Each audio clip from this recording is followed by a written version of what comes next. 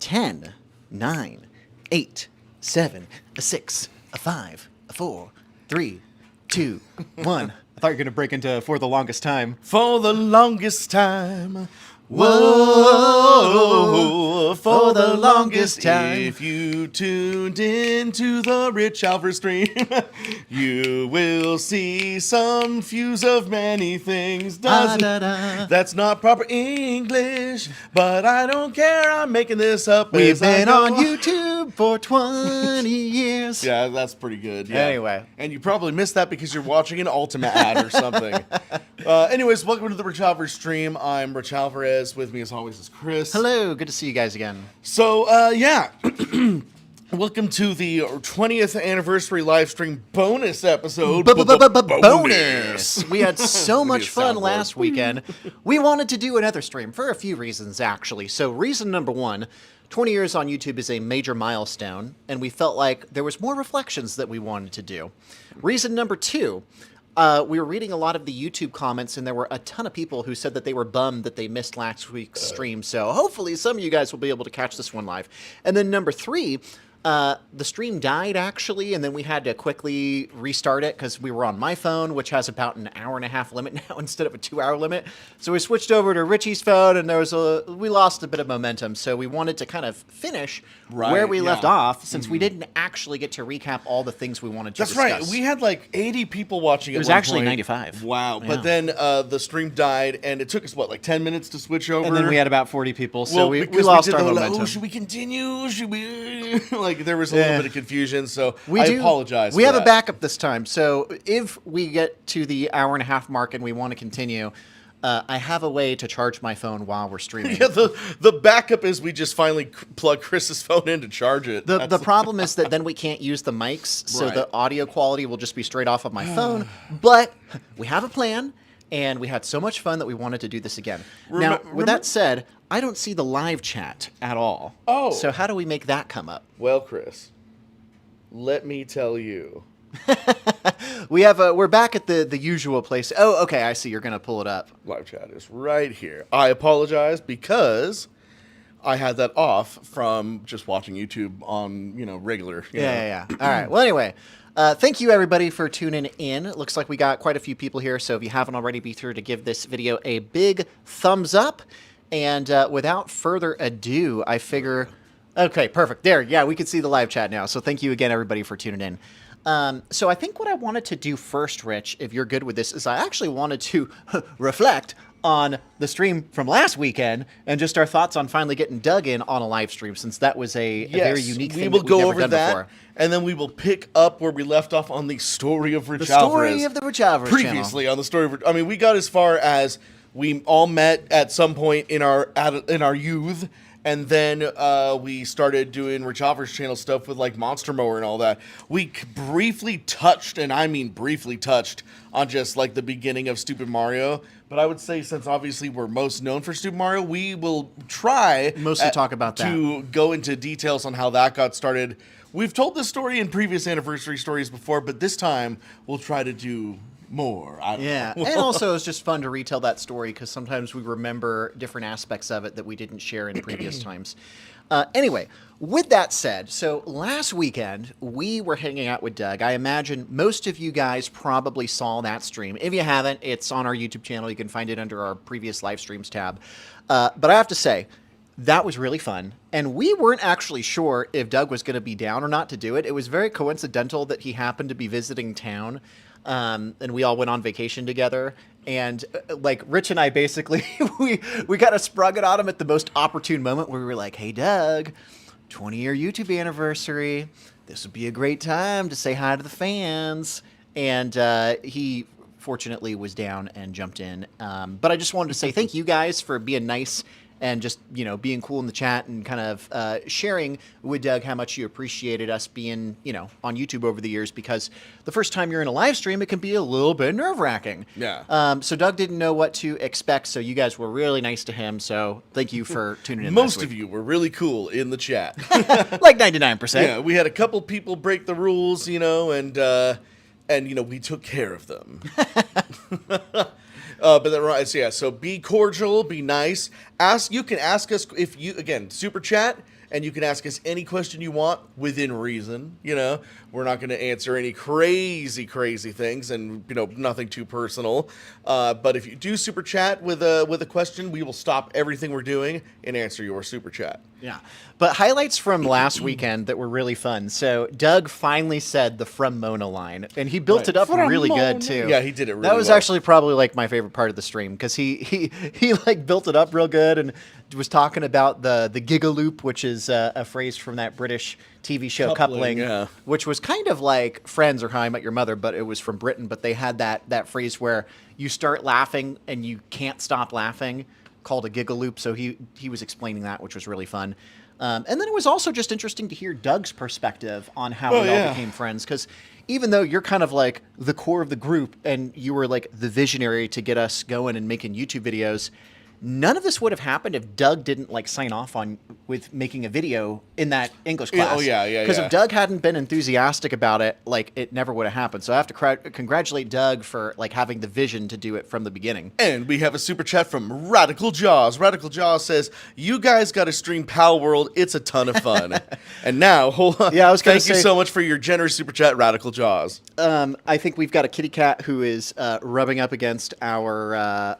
Say sorry for ruining the stream. If the camera got shaky, the cat was rubbing up against the tripod. So, Rich, how about we banish that kitty cat to a side room? You're banished to a room. I was like, hey, Rich, I think this kitty cat might ruin the stream. Rich was like, he would never do that.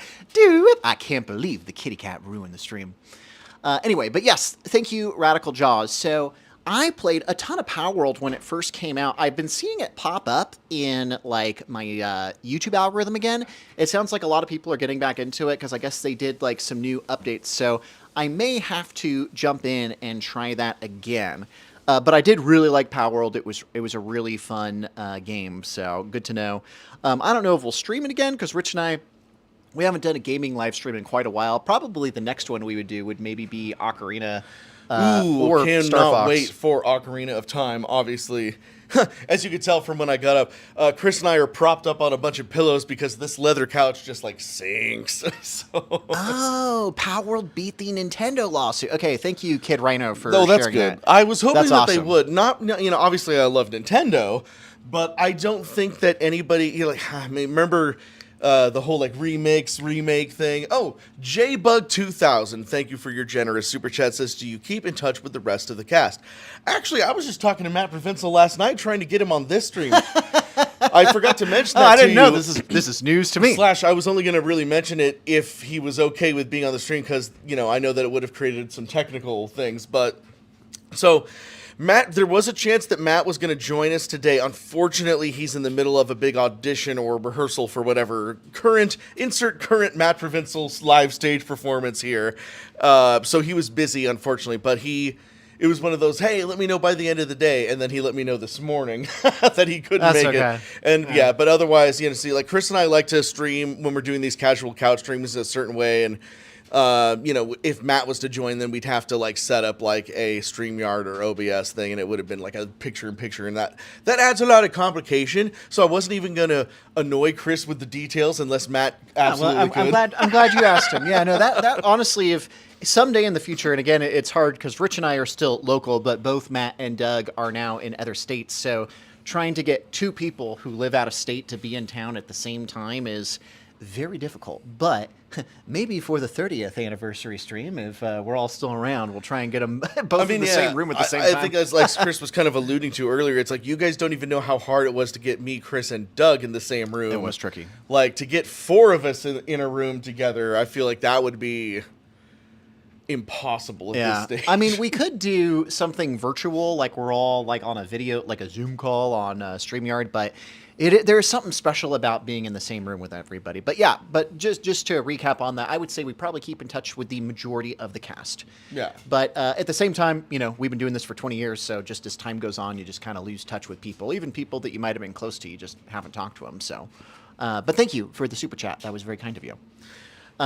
Anyway, so what I was thinking is we kind of pick back up where we left off on the story of our YouTube channel. And I think I want to, because we had been talking about the pre-YouTube stuff, like how we all met, how we started making pre-YouTube videos together, which was just home videos that we put on Home DVD. videos and then videos for school projects. Yeah. You know. So I was thinking maybe we could start on the creation of the channel with a bunch of focus on, the costumes, the how we came up with Stupid Mario Bros. Just kind of run through it, and then again, you guys know the drill of it. Anytime you have a question, send in a super chat. We'll pause what we're doing and we'll answer your question. Or if you just have a comment you want to share, we'll definitely read it. Otherwise, we'll just kind of go through and continue to reflect on 20 years on YouTube. 20 years. It's been about 20 years now. And we were making that joke. That was actually a funny part because in our old King Arthur video, there's that joke where we say it's been about 20 years now because we had to do a time skip, and then it's literally been 20 years in real life, which is actually really trippy.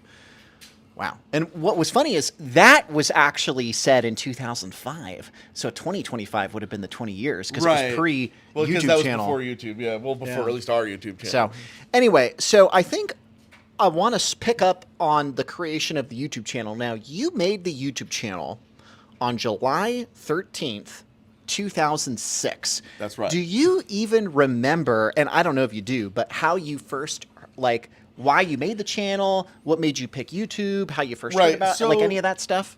So we have to go back a little bit of ways. So back before YouTube, Chris and I used to make DVD copies for friends of our videos. That was the only way that we would get any recognition or, that sweet, gratification, is, making DVDs for people and be like, hey, check out this video that we made. That was it because... so the long story short is I had a stupidvideos.com account. I remember Stupid Videos. Oh, but man. Then I used to post little clips to stupidvideos.com, but then back then Stupid Videos had a hard, I think 45 seconds. It was really short. Yeah. So I couldn't post the entire video. And even back then I think YouTube was a 3-minute limit or something, but I knew that YouTube had a longer limit than Stupid Videos. So I was like, okay, I guess I need to make this YouTube account because, I've heard some things about this newfangled YouTube thing. So I purely made the YouTube account in an attempt to get longer clips going. Okay. So that's all that was. So yeah, that was really was the whole thing. Yeah. So it started out by just putting fight clips from our Lord of the Rings parody and our Arthur stuff, but eventually I really was like, hey, this format I really enjoy, the instant well, I don't even know if they called it thumbs up back then. It was likes or something. It was 5 stars. Oh, they had 5 stars. Yeah. I really liked the format. So eventually I was like, Chris, we need to make videos specifically for YouTube. And Chris was like, oh, well, because I think in your mind you were thinking another 20 or 30 minute project like we had been doing, Lord of the Rings sort of stuff. And I was like, no. Let's just make 2-minute sketch comedy things.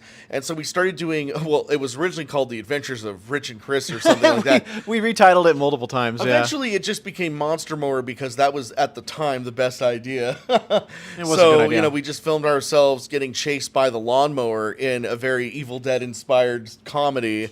And if you've seen it, you've seen it. It's still here on the RichAlvarez channel. Yeah. Revenge of Monster Mower. Wah! Those good times. And those were a lot of fun and did well-ish, I guess. Now, Chris, at some point down the line, and we did a lot of little goofy things like that, but at some point down the line, we had dressed up, and I don't know if you remember more than I do. We had dressed up as Mario and Luigi for a Halloween party. It was for a Halloween party. Yeah. So this is in 2006. So Halloween of 2006. There was a Halloween party, and I remember they were doing a duo costume contest. That's all I remember. And I remember you knew that we both liked video games, and you were like, hey, what if we did the Mario Bros? And it was that's a good buddy duo costume. Now keep going with that thought. My order of seltzers is here. Oh, I thought I was, yeah. Anyway, you might want to put the mic down. So that's what I remember we were doing. In 2006, we originally had the costumes just for a Halloween party. And then what ended up happening, here's what I remember. Briefly after that, the Nintendo Wii came out, and Rich and I used the costumes for a second time to camp outside for the release of the Nintendo Wii. We actually camped outside of a Best Buy for 2 days. It was really fun. That was back in the day before, I guess, not that you can I guess you could pre-order a console and have it shipped to you. But back then, it was a big deal to camp out for stuff, whether it be movies or game releases or whatnot. So we camped out for it, and then a whole year went by of us not using the costumes at all. And I've told this story before, but my memory of it is I wanted to use the costumes for a YouTube video because we had done some random sketch comedy here and there, but I didn't have a good idea. I just said, hey, Rich, we should use these costumes for a YouTube video. And Rich was like, well, you need to give me an idea. And I didn't have an idea. So I remember I ended up talking with Matt Provenzel about it, and I said, hey, Matt, I really want to use these Mario costumes. I want to make a YouTube video, but I can't think of anything. And I have to credit Matt. At the time, we were watching a series called Chad Vader, which some of you have probably seen, but it was like Darth Vader in the real world. And Chad was what, like his younger brother or something? It was like a loosely goofy, I forget.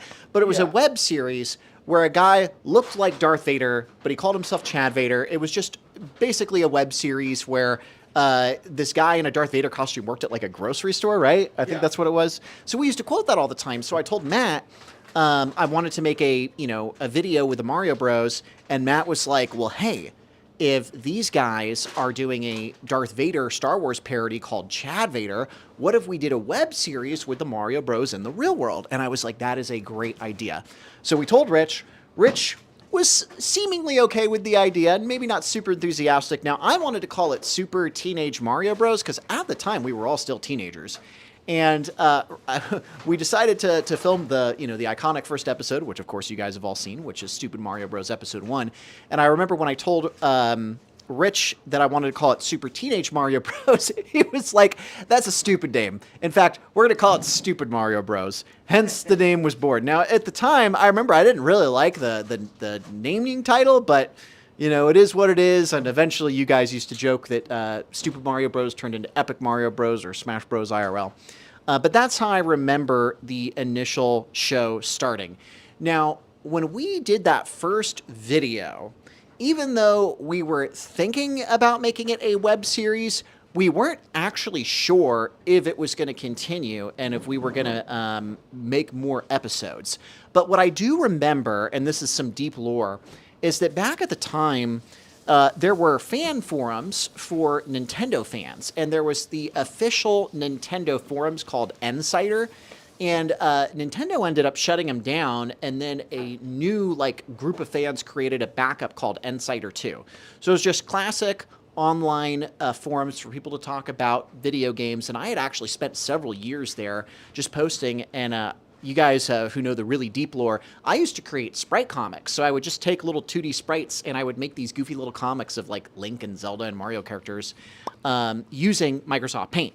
So I had already started to get a teeny tiny group of fans, maybe 20 or 30 people, 50 tops, read my comics. So I had some people that had commented on my old forums. So when Rich and I made that first episode of Stupid Mario Bros., I actually went back onto the Nintendo forums and I went through everybody who had commented on my comics. And I was like, hey, if you enjoyed these sprite comics, you should check out our live action video series on YouTube. And then the other thing I remember is back then, spam prevention wasn't as crazy as it used to be. And it used to tell how many people had just logged on in the past 5 minutes. So there'd be 20 or 30 usernames. And it was like people that just logged on to the Nintendo forums. So Rich and I remember there was one day you and I were hanging out with both of our computers. And we had this little template we'd copy and paste. It was like, hey, I see you just logged on to the Nintendo forums. If you're a fan of Nintendo games, you should check out our YouTube series. So we would just copy and paste and send out 100 messages, and I don't know, maybe 5 people would check it out. It was back in the early days when you could actually do pseudo mass. I guess it wasn't mass messaging because we had to do it individually, but that was actually how we got an initial teeny tiny boost getting people to watch our YouTube videos. So a little bit of deep lore. But that's what I remember about the start of Stupid Mario Bros. My earliest memories, I mean, I know that we had fun. There was you, me, Matt, and then Doug came in after a few episodes. But really, I think it was the episode 7, which was the music video episode. That's where things really, I noticed, started to really pick up for us and where we were getting a lot of return viewers and things. And people were just really excited about we did a lot of micro music video parodies in that episode. And that's kind of what sparked us doing like the music video parodies, because then we did Smells Like Bowser, and we did obviously all the other music videos that we made over the life of the channel. Was really thanks to that episode in particular really being the popular channel or popular video on the channel.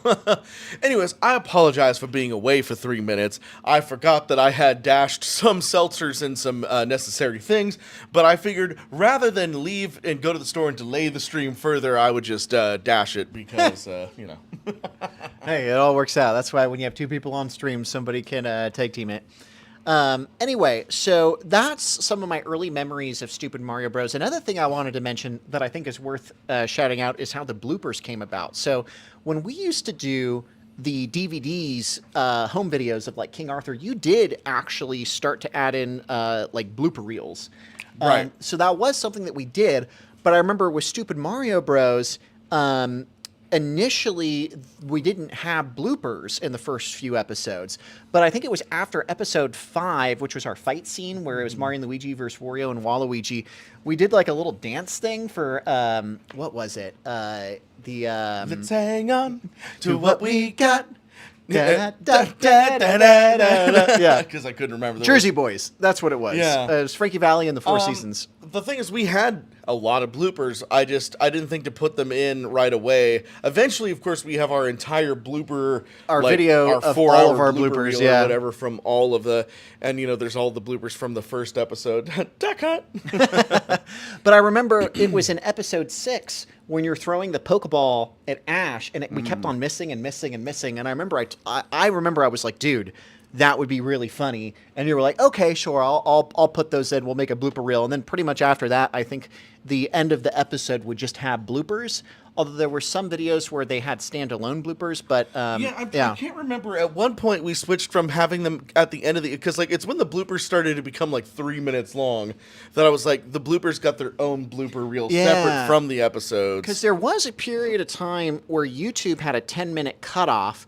But we were one of the early people back. Now it's called the YouTube Partner Program, but back then it was called the YouTube Directors Program. So I remember you applied to it very early, which meant that we could go longer than 10 minutes. So we did have some stuff longer than 10, but I think we were trying to keep stuff under 10 because I think that we thought if it was too long, people wouldn't watch it. Who knows what the algorithm was back then? Well, you know, it's funny. There's no way I could have known this back then, but it actually works out for retention because a lot of people might just want to watch the episodes and not watch the bloopers again. And And so, then like, there's some that's- people that just want to watch the bloopers and not the episodes. So there'll be like weird like view gaps, you know? And again, there's no way I could have known that back then, but that's more or less the way YouTube works today, where you get penalized if there's giant gaps in the video views.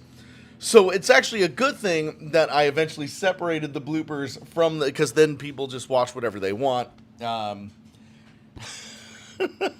I guess. Yeah. So in terms of other memories of season 1 is unique because it's mostly kind of just comedy and episodes that aren't quite interrelated. Like obviously there's the loose plot of, you know, Bowser wants to try and get the Mario Bros back into the Mushroom Kingdom and he sends Wario and Wario gets Waluigi. But at the time, we were just kind of making it up as we go. Because if you look back on those early episodes, there was like, you know, episode 5 was the big fight scene. Yeah. You know, episode 7, you know, we had the JMK, you know, and then we did like the goofy, like every TV commercial back in like the 2000s or the 90s, which was like the scrolling text of like, buy this song, you know, buy this album of the best soft rock songs. Exactly. And I think a lot of people don't realize it's not like I intended for each season to be 15 episodes. The first, well, in actual Stupid Mario, the 5 seasons of Stupid Mario Bros., each season is 15 episodes long. It's not like we sat down and were like, every season is going to be 50. It was more like we did 15 episodes, and that 15th episode took me 3 weeks to do because of the big lightsaber fight between Matt and I at the end, you know, because back then, you know, I had to use Adobe After Effects and go frame by frame making the stupid lightsaber things. And I was like, you know what, Chris, I could really use a break. So maybe we just call this the end of the season. Ah, okay. So I don't know if you remember that, but we actually had filmed that whole fight. And then it originally ended with like Jennifer, who played Princess Peach, after she like hits me in the head with the umbrella or whatever, I forget what she said. She said something, and it was supposed to be like, haha, that's the end of that episode. It was when we decided that it was going to be the end of the quote-unquote season that we then added the shot of all of us reading the letter from Link. And then we're like, that's the end of the season. Thank you. Hey, Dr. Dumpty I remember this guy back from last time. Thank you, What's Dr. up, Dr. Dumpty. Dr. Dumpty says, what's up, guys? Do you have any new big projects that you're working on? By the way, I like how we're talking about the music videos. I still have my Johnny Mushroom in the Kingdom's hat from 2008. Okay, that's amazing. Dude, that that's you have awesome. that merch. I That don't is even have one of those. super duper retro merch. But yeah, glad to hear you enjoy us talking about the music videos. So in terms of the big projects, I guess just to reemphasize what we said last time, as of now, no big projects. And again, and this is something that we'll probably get to, which is if you think back to the big projects that we had, it was big projects with a big cast, with a whole bunch of our friends who were either in high school or college and were either home for Christmas break or summer break. So it was very easy to do these massive projects because everybody was still kind of in that student era of their life where it was very easy to get a ton of people together to do a really big project and it wasn't taking away from a career or family. So as fun as it would be to jump back in and do like another web style Stupid Mario Bros. Or whatever, just with the the constraints of actual adult life as a guy in his 30s, nothing really big planned. But it's like we said last time, you might get little one-off things. Like we did a Godfather parody with the Mario costumes a few years ago that was pretty fun. Yeah. And, you know, like, we were always talking about maybe doing, like, another, like, music video parody or something like that. But then when it comes to the planning stages, we're like, oh, that sounds like it's going to be a lot. Actually, that is a good point. I forgot about that. In terms of the biggest thing that we might do could potentially be another Weird Al-style music video parody, because we haven't done one in forever. And Rich, not to spoil anything, Rich has had a couple really good ideas that we bounce back and forth. Of course, to do it, it would take a monumental amount of time to record it and do all the filming and yada, yada, yada. But I'll say this, that would be the closest thing to a big new project. So maybe Dr. Dumpty, maybe you'll see a music video parody sometime this year. There's been a couple of ideas kind of mulling around that may or may not happen. And I would say if they don't happen by the end of the summer, then they're probably not going to happen for a while. True. But anyway, you know. But aside from that, though, it's like that joke I made, you know, like either you stop being a YouTuber in your 20s or you start a podcast in your 30s. And here we are doing a live stream podcast. So that's about the most that we have time for these days. But appreciate you and the super chat and enjoying our content. Yes, thank you. Yeah. I was going to make a Dr. Dumpty joke, but I was going to say, like, it just I had a brain fart, so I'm sorry. Oh, good. But I mean, ultimately, I just want to say thank you again. Yeah. For your super chat. So we were talking about season 1, and in terms of that first season, it was mostly comedy and interrelated sketches, a bit of a loose plot. Oh, we were talking about the ending. So we had a double ending because the first one was the comedy ending where Link, who, funny enough, was actually voiced by one of our friends named Alex. We wouldn't recast until season 2 when we got Kent. But it worked out because Kent looks much more like Link than Alex does. Alex is a blonde-haired, blue-eyed guy, but Kent, that's the one thing I wanted to say. We freaking nailed the casting for Link because Kent literally looks like Link. We got really lucky with that perfect, Hylian look. Yeah. But anyway, if you remember, the first season of Stupid Mario Bros. Ends with us making a joke where Link says, "Hey guys, I just farted," and we all laugh. I just farted. And then we do a retake where we have that "In the Darkness Lies the Truth," which some of you guys know the deep lore. I actually got that idea because that's the name of an OC remix song from Banjo-Kazooie, and I just thought it sounded cool. So we said, "In the Darkness Lies the Truth," and I don't even think we had even decided what that meant. I think we were just like, hey, we're just going to say this, and then we'll just figure it out later. And it took like 2 whole seasons for that to like actually formulate into what it actually was. With the darkness and the true stone. So it worked out quite well. But I remember it was fun ending season 1. So in terms of season 2, that one definitely took a turn toward a lot more action and plot and drama. Because season 2 is the season where we introduced Nox Decius. And I actually still remember when we came up with the name, oh, hey, we got another super chat. Dr. Dumpty says, W. Kent, LOL. I mean, that means like Kent for the win. Oh, right? yeah. Oh, I'm Thanks, fluent. Dr. Dumpty. I'm fluent in Twitch speak. Oh, are you, Chris? Ooh. But anyway, thank you, Dr. Dumpty. Yeah, so I remember when season 2 happened, there was a day that you and I were trying to think of cool names for our bad guy, and we went on to a like translation website and we typed in Dark Emperor, and we were like, what if we translated that to Latin? So Nox, I guess, came out as dark in Latin, and then Decius came out as Emperor. So I do have to say, Nox Decius, pretty cool original name for us, just being like teenagers coming up with like clever villain Decius. bad guy names. So I remember that was really fun coming up with that. And then I remember that was a season where you and I sat down and we actually like put out like the 15 episodes and we had like a little chart and you're like, okay, I want them to have like a mid-season fight with Nox Decius at this point. I want a final season thing at this point. You like kind of sketched together an outline of the series and you're like, this needs to happen here. This needs to happen here. This needs to happen here. These will be more goofy, like comedy. These will be more like plot heavy. And I do remember season 2 was one of my favorite seasons to film because, again, because we filmed season 1 in the winter. Season 2, we're now in like summer of 2008.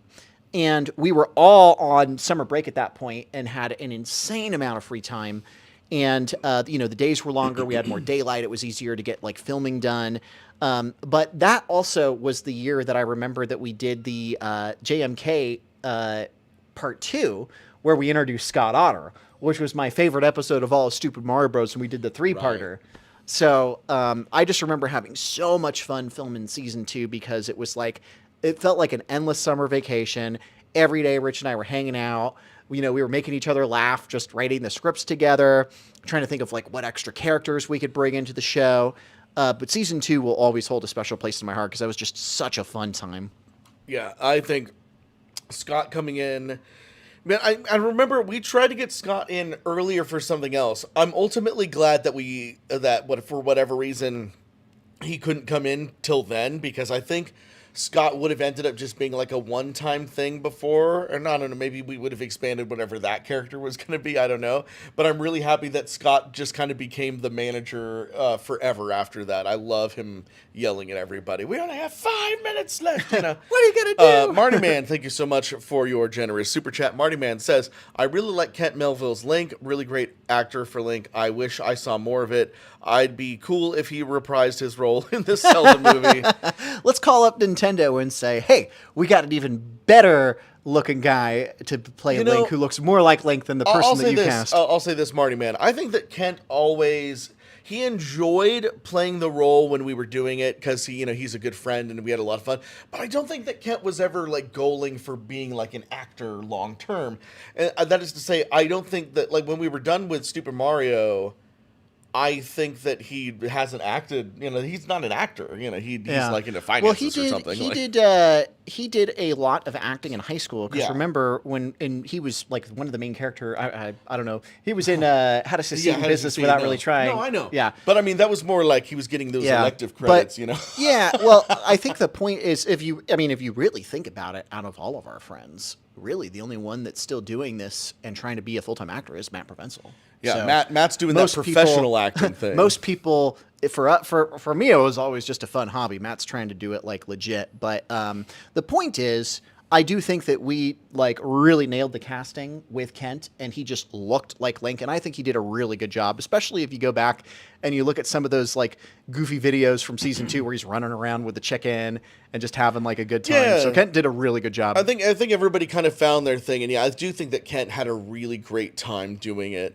But I think that everybody kind of is kind of like in here for their own reasons, and then kind of went off to do like Doug really loves music, so he's music stuff, and Matt obviously loved the acting part, and so he's doing like acting. And other friends that we've had on the show, some of them are still trying to be like musicians part-time or blippity blop, whatever like their passion was. For me, even though the thing that I'm probably best at is video editing. So, I mean, like my job in real life is I'm a social media manager and I create a lot of content and edit a lot of video. But my passion, I think, was always the writing. I think the writing was always my favorite part because I love to tell stories. But the problem is, and I know somebody brought up Elwood earlier, for example, it's like the problem with telling stories on film is that it's expensive. True. Especially, we can't always just be in the field, make believe in Mario all the time. That's great on YouTube in 2007 to circa 2011, 2012. But as an adult, if I'm telling like epic fantasy stories, they can't all just be filmed in Chris's backyard. And so, we have a super chat from WinXP_SP1. That's a mouthful. Say that 10 times. Windows fast. XP Service Pack 1. That's a reference to the first update. I remember That's clever. Because Service Pack 2 had the update to Windows Movie Maker, which gave a lot more stuff. That's a really cool name. Good throwback. So thank you, Windows XP Service Pack 1, for your generous super chat. And they say, I love the game's RR1 Desire song. That was really fun. And you know what? We talked about this a few years ago, but remember Fallout Boy did an updated version of We Didn't Start the Fire, but they didn't do it in chronological order.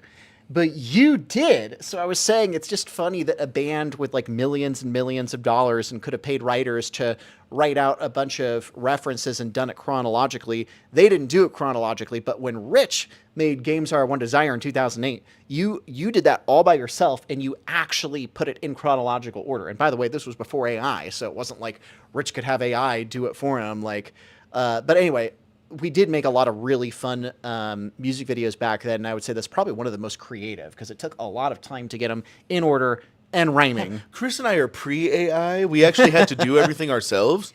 Yeah. No, that was a good one. I remember that one. It came out in September of 2008, so that would have been probably sometime around the season 2, season 3 era. I definitely think it's one of my top 3 of the music video parodies that we've done. What are your other favorites, out of curiosity? I really love "Smells Like Bowser," maybe because it was like the first. Yeah, that one was good. I would also be okay with us just doing like either a dramatic reading or or a redo of "Smells Like Bowser," but like. The thing about as you could tell, at some point I was tired of, because I do love singing and I do consider myself a semi-good singer at least. So there was at one point I was like, okay, I want to stop doing music video parodies in the Mario voice. Because that's funny once or twice. But like after a while, I feel like it gets a little like grating on the ears. So I said, you know what, Chris, as long as we're in the Mario costumes, or whatever, or at least in the Mario costumes partially, we could be the Mario Brothers, and I could also be singing the song as myself. And I think that might have been the first one that we actually did that, because I'm like, I'm at my pool and everything going, Games Are One Desire. Oh, that's a good point. You were singing as yourself, not as Mario. We were starring as the Mario Bros, but I was singing it as myself because I was tired of singing in the Mario voice. MLG Legend. Is it Miggle? No, that's Major League Gaming. Oh, Major League Gaming. Yeah. See, my brain just goes. Yeah.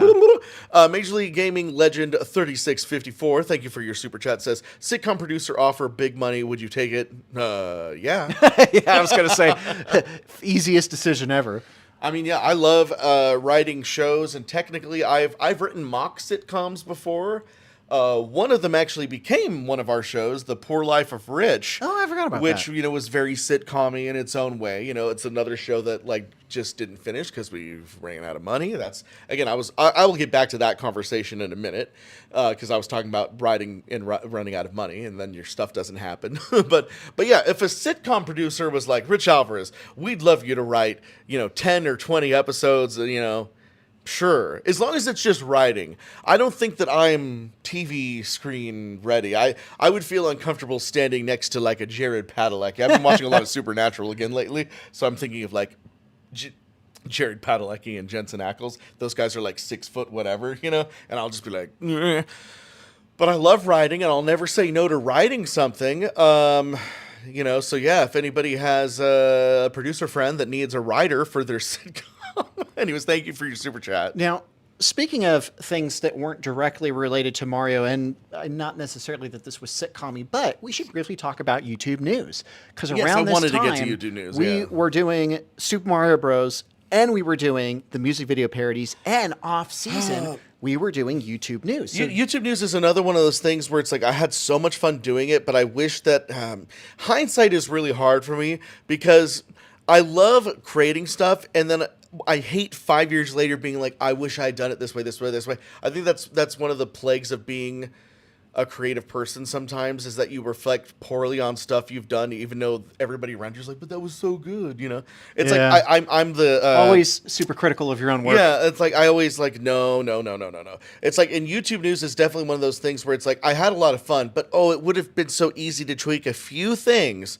And I'll tell you what it is. But of course, we did YouTube News, and this was way before live streaming, right? Yeah. So the first thing is the title itself, right? YouTube News. It's too generic. At the time, people loved it because it's like, yeah, YouTube News. It's the news on YouTube. But now it's like you type in YouTube News, and if you've never looked up Rich Alvarez before and you type in YouTube News, because I've done it with new computers, you'll never find us, you know? It's just too generic, and you'll just get a bunch of news, you know? The algorithm worked completely different back then. Well, back then, it got a lot of views. But yeah, because people would find us just because stupid Mario. But what I wanted to hear you share is a lot of people, unless you've watched us explain it, you should mention the first one that we did, which was basically inspired by Monty Python. Yeah. Well, because we did the election. No, Chris episode. is right. I should go into how it was made. I was like, Rich is like, I'm just going to be negative and talk about how something I did 20 years ago I didn't really like, and I'm like, why don't you tell about the good stuff and be more happy and I have positive. a serious problem. Anyways, why you gotta be so negative? Be positive. So tell us how you came up with the idea. Matt and I were goofing around. I mean, the one thing that I would say is like the thing that like, and there was a lot of things I did with like all of my friends, like. Chris and I would often get together and just like watch shows or movies. Like Julie and I used to hang out all the time and go to like record shops and collect vinyl. Matt and I would go to his house after school and watch a lot of Whose Line Is It Anyway? Yeah. And there were so many pieces of that show that I'm sure that you've noticed if you're in the know that made it either into Stupid Mario Brothers or YouTube News. So, and Matt and I were huge on Whose Line and Monty Python's Flying Circus and like all kinds of just like those fun sketch shows. So YouTube News ended up being kind of an amalgam of all of those things. In fact, I know we've pointed out there's a specific Monty Python sketch called Election Night, which is essentially an episode of YouTube News. I mean, I never even watched it, but my understanding is you really kind of almost beat for beat copied a lot of the jokes. You've never even seen it, have you? I've never even seen it, but I imagine a lot of the jokes, you kind of took that template and then just plugged in our stuff. I mean, it's Monty Python, so it's a lot of like, we're talking really fast, and now it's back to Jim. Jim, hi, I'm here outside of the thing, and now we understand that the Pope has too big of a chin. Thank you, Jim. And, they like just all these random, like, fast. And you'll notice that the first few YouTube Newses are exactly that. Super it's like, rapid fire I'd like comedy. to say that it's a pleasure being here on YouTube. It's like just like really random. And, thank you, Hampton Hunter 97, for your generous super chat. Hampton Hunter 97 says, "Hey guys, been a while since I've seen one of y'all's live streams. Love y'all and wanted to know what made y'all want to make 2 more Mario series after the first series ended." So, really one hot second, Hampton. I know that the whole thing is that we answer super chats right away, but I just want to put a bow on this before I forget. All I want to say is that we had a lot of fun making YouTube News, and yes, it was very Monty Python inspired. It's Monty Python inspired with Whose Line Is It Anyway jokes sprinkled in, and that's it. And it did end up evolving. We'll get back to that in a second. But thank you, Hampton. So just to recap, the first series would have been Stupid Mario Bros. The second series would have been Plumber Night, right? And then the third series would have been Stupid Mario World / Legacy. Right. So the question is, what made y'all want to make 2 more Mario series after the first? And technically, we made 3. What was the third one? Just kidding. We made 3 total. No. We made 2 after. Wait, no. Yeah. Sorry. No, you're right. Because I was thinking 4. So Stupid Mario Bro. Plumber Night, and then Mario Legacy. Well, I guess we should talk about. Stupid Mario Legacy is the final movie. Sorry, Stupid Mario World, which I'm convinced a lot of people still haven't seen. By the way, so Hampton Hunter 97, thank you for your super chat. To answer your question, initially, what made me want to do Plumber Night was when Batman was really popular. Because remember, this is like off of the heels of Dark Knight Dark Knight Rises. You know, that was still in the popular mythos. Rich is like, that's not the reason. No. That's not the reason I did it, even though everybody was talking about Batman at the time. I think people are talking about Batman all the time still, Chris. Batman's been popular for 100 years. All right, but you get my point that like the Christopher Nolan trilogy definitely got a lot of normies like me who weren't into Batman. Well, maybe it was a big time for Batman for you. All right, Rich. Can I All please right. give my explanation? Brr, brr, brr, brr, Anyways, brr. so I've always been one of my favorite because I'm a big comic book nerd, by the way. One of my favorite comic book authors is, of course, Frank Miller, who wrote the Dark Knight Returns comic book series from the 1980s. Chris, this is a long time ago, and I used to have a really nice like hardback copy of this before I forgot what happened. I had to get rid of it for some reason, because I needed $50 to pay rent or something. I don't know. Anyways, but it's my favorite. I'll say it's one of my favorite. It's right up there with Daredevil Born Again and like the original 1980s Secret Wars. I love comic books, guys. But Frank Miller's The Dark Knight Returns is definitely one of the greatest comic books of all time about an elderly Bruce Wayne who has to come out of retirement after like 20, 30 years to put the Batman suit back on and fight crime once again. And what I love it is just all of the, he has to suit up, inject himself with all this stuff to fight his arthritis. And it's just like, he's just like, I'm the goddamn Batman, So, what happened, Chris, and I'll tell you this, is like, that's always been one of my favorite comic books. And then the animated film version Oh, came I remember out. you showed me that. That was pretty good. Yeah. And then I had a dream where Mario was Batman and was coming out of retirement. Then I wrote a script. So no, didn't have anything to do with Christopher Nolan. It was a goddamn. When did you write the script the first time? 2011, 2012, conveniently right when Dark Knight Rises came out. Coincidental. I would say it was actually before. Anyways, all right. It doesn't matter, Chris. All right, okay. So the point is, I wrote the script, and I'm not going to go into the reasons why, but we ended up not filming it for like a whole year, because other stuff kept coming up. And so I had this episode 1 script just sitting there for a long time. Originally, it was not supposed to be a sequel to Stupid Mario Brothers. Or when my first draft of the first episode was a completely different thing, and I just said, why don't we just do this fun, Batman-ish Mario? And, obviously people knew that we did the funny Mario. I was like, let's do something completely more serious different with this. Yeah. But even before we started filming, I think Chris's cousin Dominic gave me this lecture for no reason, as he loved to do. And he was just like, Richie, people really love you for Stupid Mario Brothers, so why don't you just give them Stupid Mario Brothers? And I was like, oh, but he's like, well, why don't you need to work it in. You need to work. And he had this weird way of like making me feel really bad about things in a good way. So I was like, you're right, Dominic. I think Chris knows exactly what I'm talking about, actually. DJ Lasers YT, thank you for your generous super chat, says you guys are the best. Thank you, DJ. That was very kind of you. No, you're the best. You're breathtaking. I was doing the you're breathtaking. You're breathtaking. You're breathtaking. Yeah. Thank you, DJ Laser. But Dominic, just because I want to make sure people get a good impression of him. No, Dominic's the best. He didn't.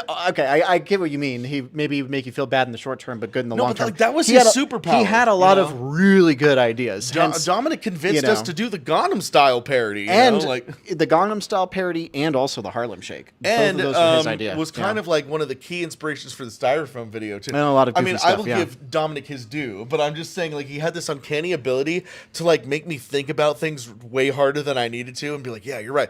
So by the time Dominic was done talking to me, the first episode had been rewritten to include Ness and also kind of be more bridged with Stupid Mario Brothers. And then, of course, by the end of the first season of Plumber Night, the darkness from Stupid Mario Brothers is revealed to have been the villain the whole time. So that's all thanks to Dominic, by the way. That is really cool. I didn't realize that. Thank you, MLG Legend, for another super chat. Says, growing up, who was the rich one of the friends?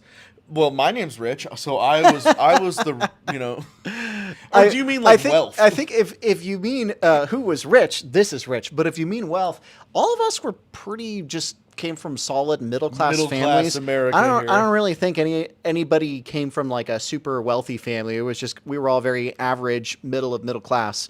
But yeah, we got creative. I mean, if you even look at like the costumes, we just got creative with like Not to shoestring call budgets. anyone out, but I'm gonna just guess Kent.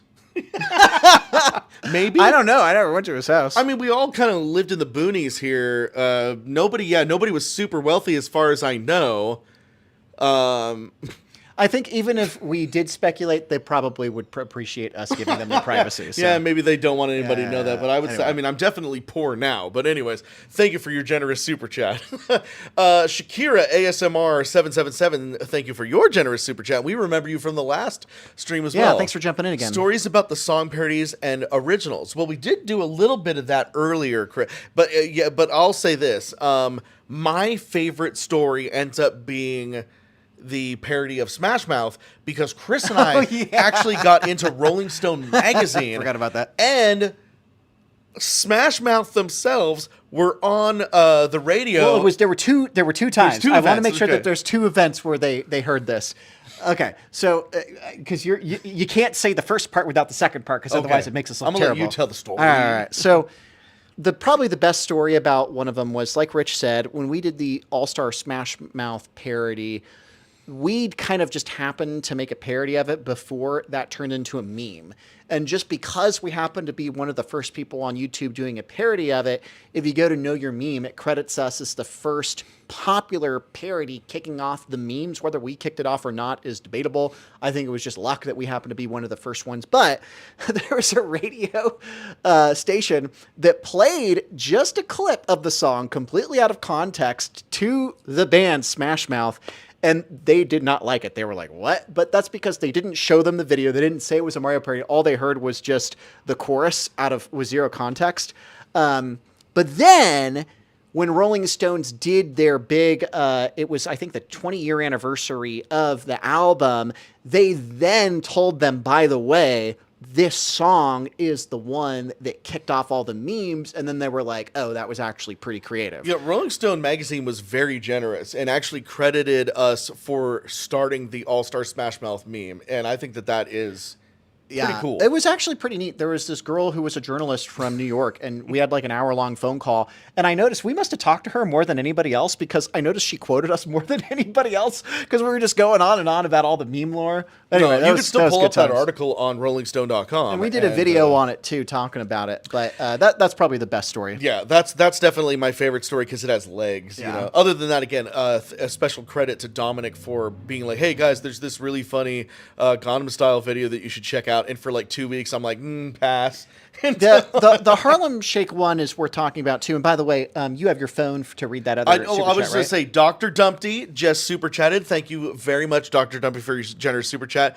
And Dr. Dumpty says, "Oh, the darkness was the villain the whole time? Spoiler alert." Just kidding, LOL.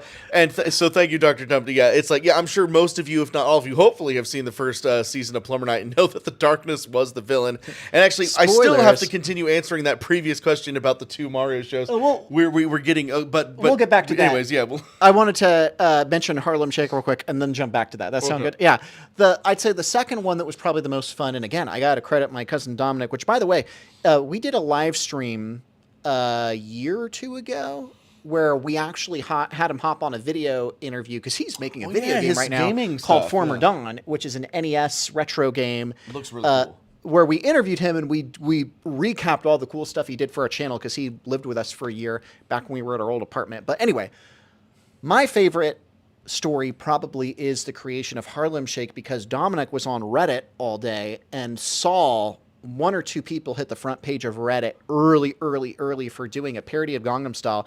And I remember Rich and I were like probably talking about what we were going to do for our next sketch comedy. And then Dominic came in and he was like, "You guys need to stop what you're doing, put on the Mario costumes and do exactly what I say and just do it like normal." That's right. And I remember like he was like, "You're just going to dance and then we're going to have a goofy little thing for 30 seconds. And I remember I was like, well, wait, like, I don't understand. Like, it can only be 30 seconds. You don't want to do it longer? Because I didn't get it. I was like, you don't want to do a full-blown music video parody of the whole thing? Because in my mind, we're fresh off of Gangnam Style. So I was like, shouldn't we do the whole song, like 3 minutes? And Dominic was like, no, it's 30 seconds. You got to do the meme. So we did it. Yeah, he had everything all set. And again, Dominic had this uncanny ability to get us to do whatever he wanted. Well, and he had an uncanny ability to catch internet memes before they went viral. So we made that on a Thursday, and everybody else in the world did their versions on Friday, Saturday, Sunday. So we got in a whole day early, which meant that if you typed in Harlem Shake, we were like one of the first 3 people in YouTube. And then because of that, Bauer, the guy who made Harlem Shake, he made a video compilation of his favorite 10. So we were in his video compilation. Then the ABC Good Morning America, was it them? Jay Leno. Oh, well, oh yeah. Well, Good Morning America. Okay. That's a great super chat. We'll get to you in a second. But MLG had a question. More fast, yeah, Chris. MLG Legend. MLG Legend had a great question about Smosh, and we'll answer that in a minute. Thank you, MLG Legend, for your super chat. That's very generous of you. Anyway, just to finish it, I think it was Good Morning America did a compilation of their favorite top 10, and then Jay Leno reused the clip. But what was hilarious is in our Smells Like Bowser parody, Rich made a joke about one day being on Jay Leno. And then we were on Jay Leno for like 2 seconds when they showed us dancing in the Mario costume. So I do have to say that was probably the most trippy moment. Like, out of all the YouTube videos we ever made, we never had a video go mega viral except for Harlem Shake. Even Gangnam Style slowly got views. Super Mario Bros., we never had a single video go mega viral. These were all slow burns that slowly got views. So I do have to say, the dopamine trip of hitting, like, refresh on our YouTube video, and literally every, like, 5 seconds it was jumping up by 10,000 views, I was like, dude, this is crazy. We've never experienced this. So anyway, that was really fun. So thank you, everybody who watched that back in the day. And that was a great question from the person earlier who asked about the music video. And special thanks to Dominic for at least giving us like 3 of our top 5 most viewed videos. Yeah, he really did have a good eye for internet memes back then. It is his superpower. Great guy. Anyways, to answer the Smosh question, you should briefly tell that story because that's a cool story. Smosh. So Ian and Anthony of the original Smosh. It's funny. Like I do appreciate what Smosh is doing today with like the question games and like the improv. But back then, original Smosh was just Ian and Anthony, and Ian and Anthony were part of my improv group in college, and so I knew them. Back before, like, I think, I might have even started doing that before we even started Stupid Mario Brothers. Wow. I don't know. So they were aware of you. Yeah. And then, of course, when we did start doing Stupid Mario Brothers, there is the video where, I caught them before class and, and we did that silly little video. But, the thing is, like, Ian and Anthony, I think they learned very quickly to be a little bit more shut off in public, because it wasn't too long after they got like ridiculously popular that they kind of quit all of this stuff and kind of dropped out of like the public eye. So you caught them in a very short window where they were still open to go to college and do drama classes. I knew them when they were still regular people, But no, I never, like, aside from just like the couple things that I had done with them, I never like tried to bother them or like get them to do something I didn't think that they'd want to do. And to be fair, that was really cool of them to be down to do that video. That was really nice of Ian and Anthony, because they could have just been like, hey, we don't feel comfortable, but they said yes. And it was hilarious. You ended up cutting that interview up and remixing it into an episode of YouTube News when Smosh was no longer number 1. And I think it was Fred and Nigahiga were competing for, gosh, this is like so long ago, but old classic YouTube. Smosh dropped from number 1 to number 2, and then we made a video cutting up their interview, making fun of it, and it flowed so seamlessly. And then, funny enough, they ended up actually coming back and being number 1 again after a while, because I think Ray William Johnson was number 1. Anyway, long story short, that was cool that they did it, and that was, cool that you asked them and they said yes. Yes. Now, going back 2 questions ago to ASMR's question. Oh, was this about why we did... right. It was such a huge, broad question. It's Yeah. why it's taking me so long to answer it. So, we did The Plumber Knight Returns, not as a response to do more Mario, but because I had a dream, I wrote an episode, and I really wanted to do a darker, more serious Mario show. So it was not originally supposed to be a Stupid Mario sequel, but then, of course, it inevitably ended up being a Stupid Mario sequel. Stupid Mario World is actually a direct result of the fans being like, oh, I really miss funny Mario, before Bowser ripped Luigi's head off and before things got so bleak and dark. So then we did Stupid Mario World, and I was like, okay, Plumber Knight Returns didn't happen. Now it's Stupid Mario World, and it's the true sequel to Stupid Mario Brothers. Thank you, MLG Legend 3654 for your generous super chat. Says that's legendary that you went to school with Smosh. That was a trippy coincidence. Thank you for your super chat. So, yeah, I really wanted to, I'm always trying to, I go back and forth between doing something for me, doing something for the fans. So, Plumber Knight was supposed to be for me, and then Super Mario World was definitely for the fans.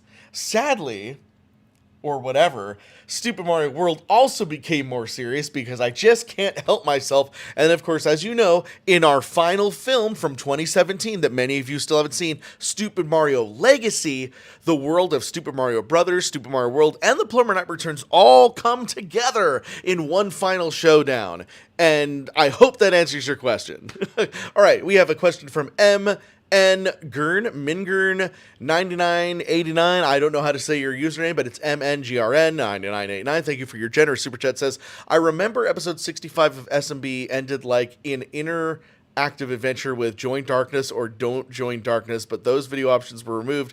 Was there a reason for that? I think it's because they got rid of annotations. Yeah, because YouTube got rid of annotations, so they just don't work because that's not a feature on YouTube anymore, unfortunately. They got rid of annotations, and then years later they introduced something called end cards, but sometimes it didn't work on mobile phones, and sometimes it did. So long story short, because we couldn't consistently get things to seamlessly go, we just kind of got rid of all of our interactive stuff. And then we did do some compilation videos for Water Wars where we put all the options together. But that's probably why. It was probably because YouTube killed annotations and it ruined interactive adventures. So it's just that YouTube didn't anticipate the way that phone programming would work, and so they got rid of the annotation. So that's no fault of ours. We didn't remove it or change the way that it worked. But that's a good point, Chris. I never thought about that. That the ending of that episode probably just doesn't work at all.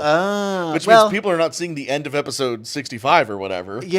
I'll tell you what, we probably still have those videos themselves in private mode or unlisted.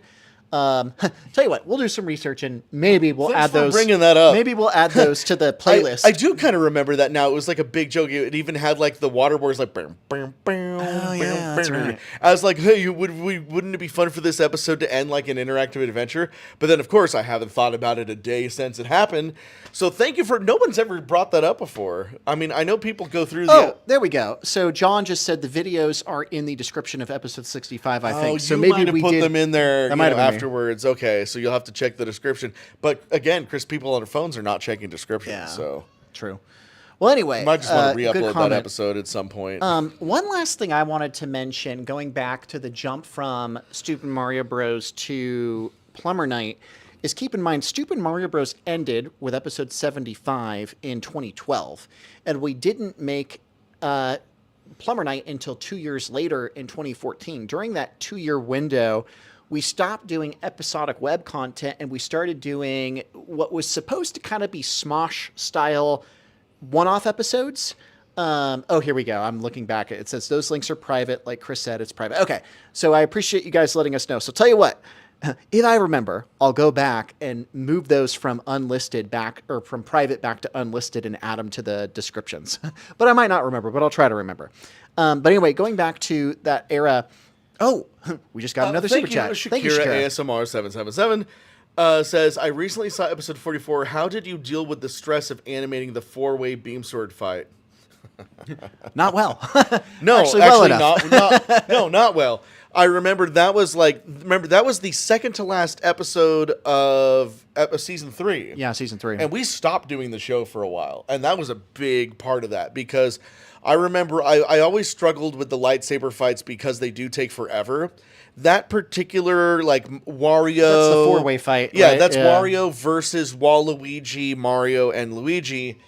That, I remember that took me like 2 or 3 months to do. And I was so done. I had lost like at least 2... I didn't sleep for like 2 weeks because I thought it was important to get that episode out on time. And it was already late. And man, it's like where I am in life now and like thinking about all the years of my life I've probably lost by not sleeping. Yeah, I don't know. Anyway, I don't want to get too bleak. Rich was young. All I want to say is, like, probably how did bounced I back deal with quickly. that stress? Well, you know, I was in my 20s at the time, so beer and cigarettes, it's not a great Actually, answer. I was going to say back then, I don't think you drank or smoked that much. It was probably Wild Cherry Pepsi or whatever your favorite like caffeinated soda was. No, I was smoking. Okay, well, all right. Well, there you Don't go. smoke, kids. But yeah, it was, man, it was tough. I'll say this. I never wish that on anybody. Of course, there are ways to automatically do that now that are way better. Even in Adobe After Effects, the way that you can keyframe is way better and way faster. But yeah, back then it took a while and it was not great. Someone said, "Nice try, Chris." I tried. I honestly He's trying to save me. I know. I honestly, yeah. Anyway, Rich's personal coping. It is what it is. But hey, the episode turned out great. Jumping back a topic, I wanted to say, since we were talking about the 2012 post SMB to Plumber Night, I just remember we were trying to do sketch comedy with TSVGS, which is That Stupid Video Game Show, which was just loose videos. Or like loosely related videos of us just doing goofy sketch comedy in the Mario Bros costumes. And I do remember that was really fun. But I think that after we had done all these random sketch comedies, there were people saying, hey, these sketch comedies are great, but we really wish you guys would go back to doing something with a plot. So I do think that even though everything you said about the Plumber Night and the Batman stuff was your main inspiration, I do remember in the background, we were like, you know, the fans would love another web series just because they've been asking for it for a couple years. No, and you're right. But, you know, ultimately with any decision that we made, it was always based on like 5 or 10 multiple like, little factors. It's variables, like, well, we should yeah. because this, and this.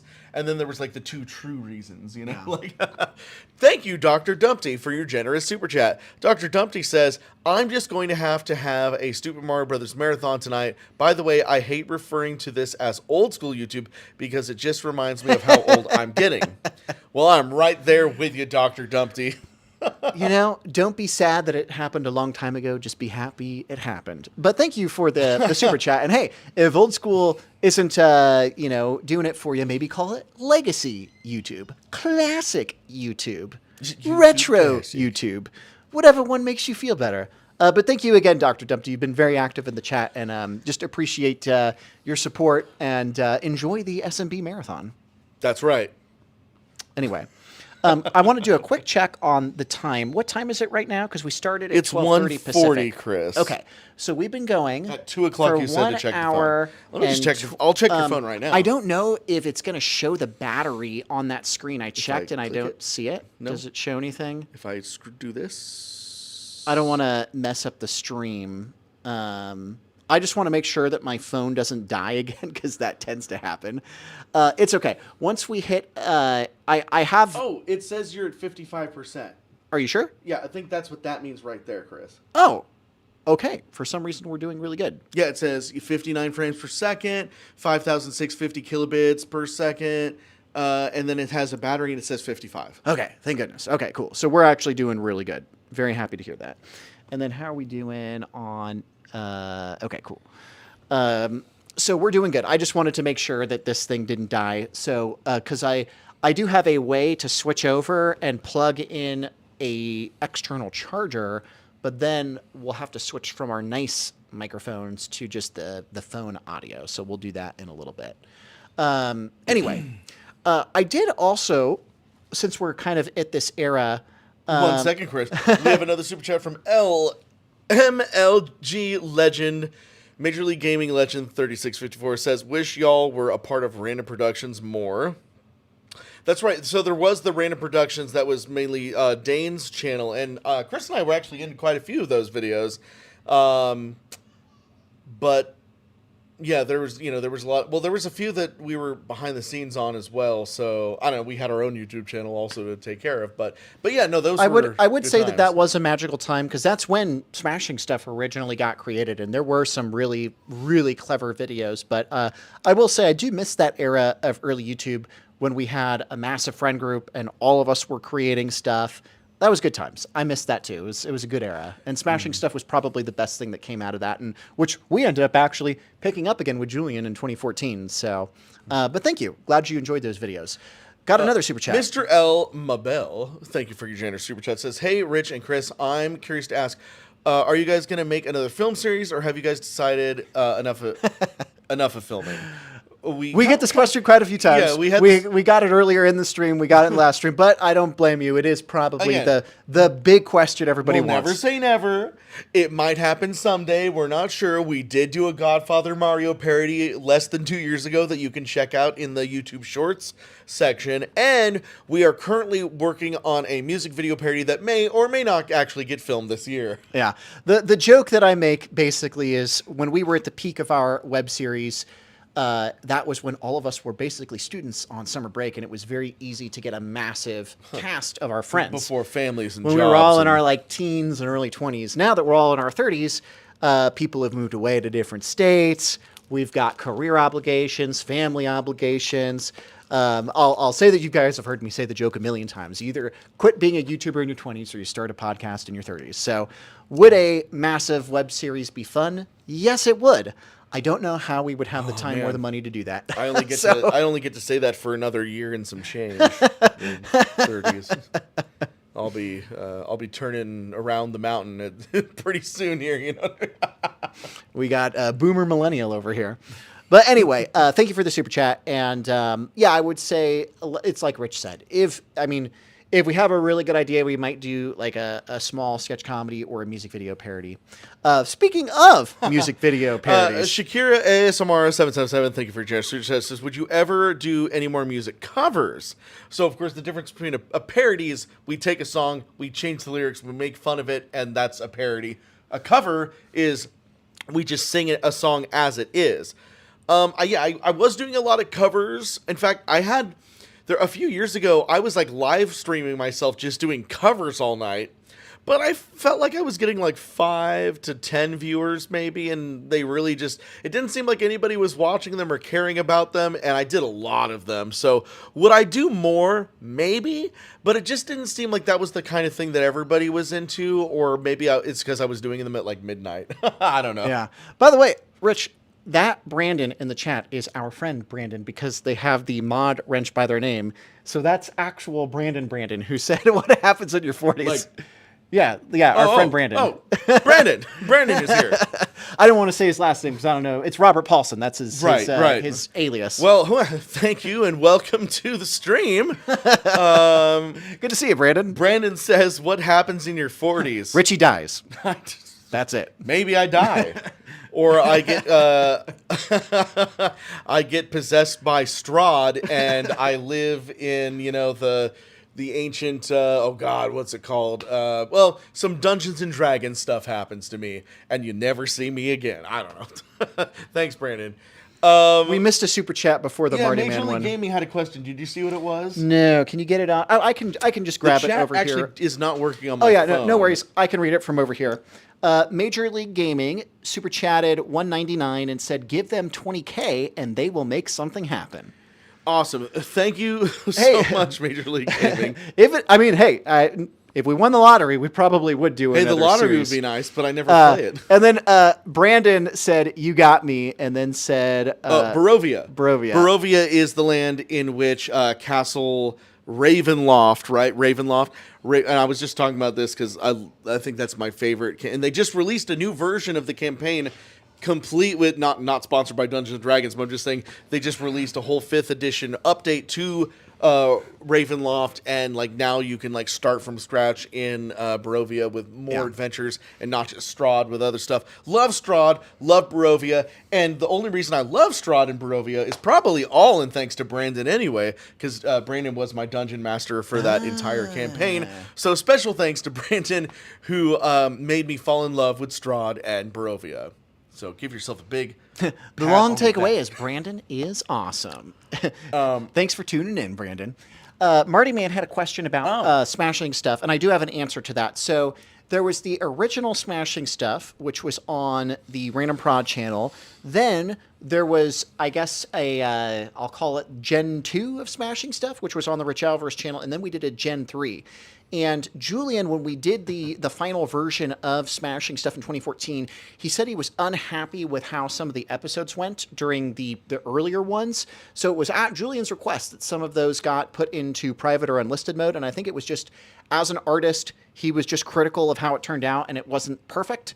I don't think there was anything wrong with him. He just said, I really want to put these in private mode, and I want to do it exactly the way artistically that it'll be perfect for the final version that we did in 2014. So we did that at his request. Okay, we're actually a couple super chats behind now. No, it's okay. I can read. I think so. There was one before this. Yeah, I could read it. It was Dr. Dumpty generously Dr. super chatted Dumpty. $5 and said, Thank you. I just wanted to tell Rich not to feel bad because I'm not too far behind him.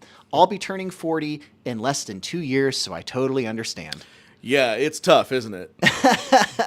And then the next one, thank you so much, Buzz Cola, who generously super chatted $20. $20? And said, happy 20th anniversary to Stupid Mario Brothers. I'm really happy you guys made the series. I watch time to time to make the day go by, especially the bloopers and the spin me around parody music video. $20. I forgot about that one. That was part of the $20. We did a bunch of parodies in the movie, Act 1 of the movie, Yes. Super Mario Bros. Movie. Well, thank you so much for your generous super chat. Yeah, and then Shakira's is still on the screen if you wanted to read Shakira Shakira's. SMR 777. Thank you again for super chatting. Says D&D campaign set in the Stupid Mario Bros. Universe. But I mean, like that's the kind of thing where it's like if we were somehow able to do it like on our Discord and get everybody involved, that would be a lot of fun. But could you imagine a D&D campaign with like 30 players? It would take forever just to get out of the initial town. Like, I don't think that would work. But, I don't know. Maybe that is the kind of thing that we could like just do with like me and Chris, and if Matt comes back into town or something, if we could do like a one night 3 hour, like just like I could like it could be like an episode of Stupid Mario Brothers, but we roll for our decisions. I don't know. Brandon is the best dungeon master I've ever met, so I don't know. I would like him to kind of organize that because I love playing Dungeons and Dragons. I haven't been a part of a campaign in a long time, but nobody knows the rules as well as Brandon. And if there's one thing I know, I love to tell stories. But God save me, I cannot remember the rules to save my life, and I have to look in the book. The Dungeon Master book or the Player's Guide even every time I want to do anything, and much to the annoyance of Brandon or whoever's my Dungeon Master, because I like to sit there, hang out with my friends, drink a beer, and roll and pretend like I know what I'm doing when I don't really know what I'm doing. So I think Shakira was saying instead of a Nintendo themed D&D, it would just be us. Right, that's normally. what I thought you Is that might what have you meant. thought? Like, Yeah, but we'd film us playing Super Mario that D&D. would be. That would be easier to do than a full-blown web series because it would mean just to get... I don't really do D&D, but I'll tell you this. If Rich actually wanted to and we got our friends to sign off on it and we thought we could do it in a way to make it entertaining, I'd be down. I mean, it would be the kind of thing where we'd set up a multicam. It would be like doing any podcast. We'd just set up multicam. Oh, I see what you mean. And go, and then, we'd have to have somebody in charge of the camera. Not me, if I'm to be involved in the actual game. But somebody has to switch it and make it interesting. What's the one that Doug keeps talking about? There's the... it's the college humor dropout. D20. Dimension 20. Yeah. Like exactly that, but it would be a campaign based on Super Mario. So that is definitely something that would be easy to do. I never know what you guys are actually interested in because I've always felt, for better or ill, I've always felt like anything that Chris and I have done outside of like wearing the Mario costumes hasn't really done well. And even though it would be Super Mario related, I feel like, how many of you would actually love to sit there and watch us play D&D? I mean, I guess all it takes is like, one person. If you're willing to sponsor the episode, then we'll do it. Like if like to get at least 4 of us down there sitting playing a game. I mean, I'm sure most of us would just do it for the cost of gas and food. So if anybody wants to sponsor Rich Alvarez plays, Stupid Mario the D20 game, then let us know and we'll do it. Yeah, I'll say before we make any commitments, Rich and I should definitely talk about it after the fact, because I don't want to do it unless we could do it well. Right, yeah. And I don't want somebody, throwing a bunch of money at us and then like it being disappointing. So I'll tell you what. No promises. I do get Rich's point, which is to maybe get new gear, to afford to get the multicam setup, and probably have to maybe pay some of our friends who would have to be taking time aside. There would be a financial aspect to make it more likely to happen. But before we ask for money and tried to do something, we would need to have a talk about logistically what we would need to pull it off, if our friends would be willing to do it, and like, could we do it well? So I would put that in that's a really good idea. And Rich and I should chat about it more after the fact. Brandon said, wait, what'd I miss? What you missed potentially, Brandon, is we're talking about potentially filming ourselves playing a Dungeons and Dragons like game, but instead of Dungeons and Dragons, we're playing as the Mario Brothers, like a stupid Mario Brothers themed tabletop game. I mean, we basically use 5th edition rules, but we'll be Mario, Luigi, etc. If that ends up happening, I'm going to need your help, because what you might have missed, I was praising you earlier. I was saying you're the best dungeon master I've ever played with, and you're so good at remembering the rules, and I suck at remembering the rules, and I'm glued to a player's guide when I play Dungeons and Dragons, and anyways, you're the greatest. So I'm going to need your help being dungeon master. We're talking hypothetical here, though, because it was mentioned earlier that people would like to watch us play a D20 game of Stupid Mario. Okay. Yeah, Brandon said, "Oh, sweet. Sorry, I had to go AFK a bit. Thanks, buddy." Thanks, Brandon. You're the best. Anyways, we had a couple of the super chats. Sorry, I have to get up to read them on the other computer because we missed them. Did we get those? Let me just read them again in case I missed logistically, aside from everything we just said, where we need to figure out like the cost of things and like setting up a multi. I mean, the actual playing of the game is easy as long as we have someone like Brandon, preferably Brandon himself, leading the rules on how it's actually played. Yeah, I have everything here. We just need some tables. I've got so many D20s. I mean, I've been just kind of messing with them. I love. Like, look at this one, guys. You got any tabletop gamers in here? Can you see that well? Look at this. It looks like the galaxy. Ooh. Just to read a couple of the super chats we missed. So we got one from MLG Legend again, who said it would be cool if y'all did a pizza and soda live stream. I think you were joking about how normally when you're playing D&D, you're just hanging around eating pizza and drinking soda or beer. So what he was saying is that seeing us just chill and eating and drinking would be a fun live stream. In fact, what's funny? There's been a while I've had this idea. I wanted to call it Grill and Chill with Rich and Chris, where you would be barbecuing and we would just show from start to finish how you barbecue food, because you're really good at barbecuing. I do think that would be a good idea. And it would just be a chill summer that's stream. Part of the potential Cooking with Rich. Yeah. That we've talked about for years. I have a lot more free time now, so maybe we could try that. But anyway, thank you very much, MLG. That's glad to hear you'd be down to watch us just eat and chat. And then Hampton Hunter super chatted $10. Thank you, Hampton. Hampton said, another question. For your 20th anniversary, would y'all be interested in combining all 3 series and recompiling it into one video that flows seamlessly? That is, if it's possible. What do you think about that, Rich? I mean, I feel like they're probably good as is in the playlist. I don't know if people would want, like, what do you say? Like a 10-hour video? So it'd be a 10-hour video of Stupid Mario Bros. And Plumber Night and Mario Legacy into like a 10-hour video? Well, I mean, the problem is at this point we're just basically like reusing the old AVIs, because I don't have the original video. Oh, so the quality wouldn't look quite as good. It would be crappy quality. It's a good idea, But I think that ultimately we've got the playlist. They're in the playlist. You can still watch them in the highest original quality that there is. I mean, to be fair, we did do a big compilation with the bloopers. So that has been done. But that was because it was hard. You can watch all the main series in a playlist, but it was hard to get the bloopers because they were all over the place. So I'd say... No, I think it's fine the way that it is right now. I wanted to answer Brandon's question from earlier, which is that it doesn't matter if you're still watching. It doesn't matter that you don't know the lore of Stupid Mario Brothers. You just, as the DM, make up any Mario-based story, and we, as the characters making our choices, will turn it into a Stupid Mario Brothers story. That's what I'm thinking, right? Because that's all it was supposed to be. In fact, we could have more fun actually doing a campaign actually in the Mushroom Kingdom.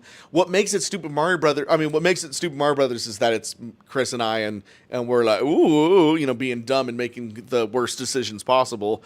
I roll a d20, and then we somehow get a what's the cards? Oh God, there's the bag of many things, and we get killed immediately or something funny like that. I missed a super chat. I can get the next one. What I was going to say is I actually have my laptop that is not dead yet. I'm not quite dead yet. So I'm going to bring that over, and then when it dies, we have two laptops up so we can actually read comments and stuff. The deck of many things. And then I just wanted to check the battery. Okay, 45% on my phone, so we're actually still doing good. I made sure to charge it, put it in low battery mode. No, this is I'm like a goldfish. I don't remember. Yeah, I can actually see everything. By the way, we got about 50 people watching. Thanks again, everybody, for tuning in. If you haven't yet, give this video a thumbs up, because likes feed the YouTube algorithm. Anyway, let me scroll back up to the previous question. I think we were on... Did I answer those? Okay, so we just did the combining everything together, so that was Hampton. So then the next one is from Peter Barkvera, who said, happy 20 years. Here's to another 20. If Stupid Mario Bros. Went Hollywood, which A-list celebrities would you want to play as your characters? I, for one, would love William Dafoe as Nox Decius. Everything's happening so well for you, Mario. That would be pretty funny. Yeah, But I'd want to see his face. He wouldn't wear the mask. He'd just be like... You know what I always thought would be funny? Would be Danny DeVito as Mario. Yeah, I always thought he'd be like, so you want to be a Mario? Well, whoop-dee-doo. I don't know why. I just always thought of him as a funny Mario. Maybe like 40 years ago. Yeah, when he was younger, yeah. But yeah, I don't know. Like, it's hard for me. Like, I actually think the casting for the Illumination is they did really good. Yeah, because it was like, Chris Pratt, and then what was the name of the guy that plays Luigi? The Always Sunny guy, Charlie Day. Charlie Day is really honestly, great. They did a great job. Because I was going to say, similar to how you were saying you decided it was best to drop the accents for singing. Even Nintendo and Illumination didn't have Chris Pratt doing an accent the entire show. They just had him talk normally, because at some point it almost gets a bit distracting. So yeah, we figured all that out. And then we have another super chat from Dr. Dumpty. Thank you, Dr. Dumpty. You've been on a roll today. Dr. Dumpty said, I would definitely donate to help sponsor an SMB D&D game.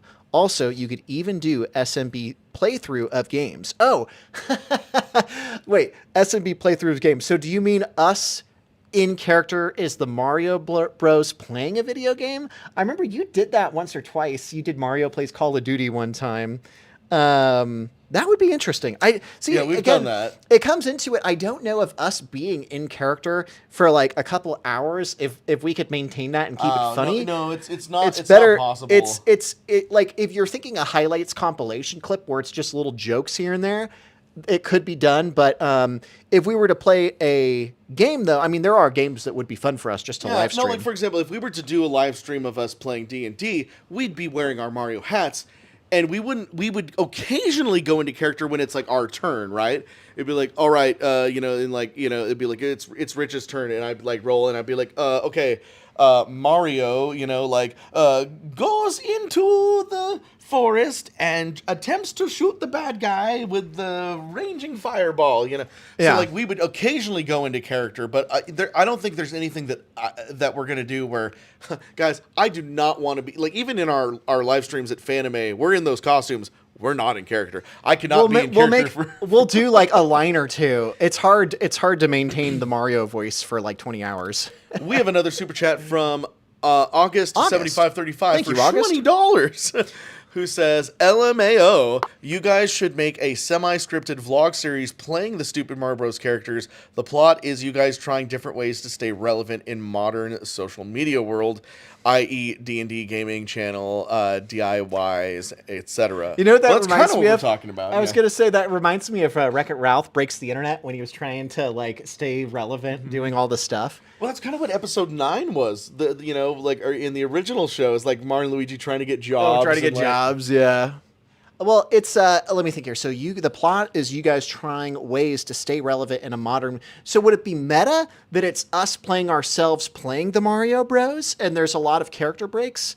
Either way, that's the kind of thing that might be funny as like a single one-off sketch. I don't know if we could. Well, if it was just me and Rich, maybe. But there's a lot of things that Chris and I could just do on our own. That but if you want like Matt Provincial, that it'd probably take like a year. I was going to say we did actually bring Matt back in for a hot minute a few years ago when we did the YouTube news And he episodes. just phoned in, and he yeah. phoned in, and he did record himself.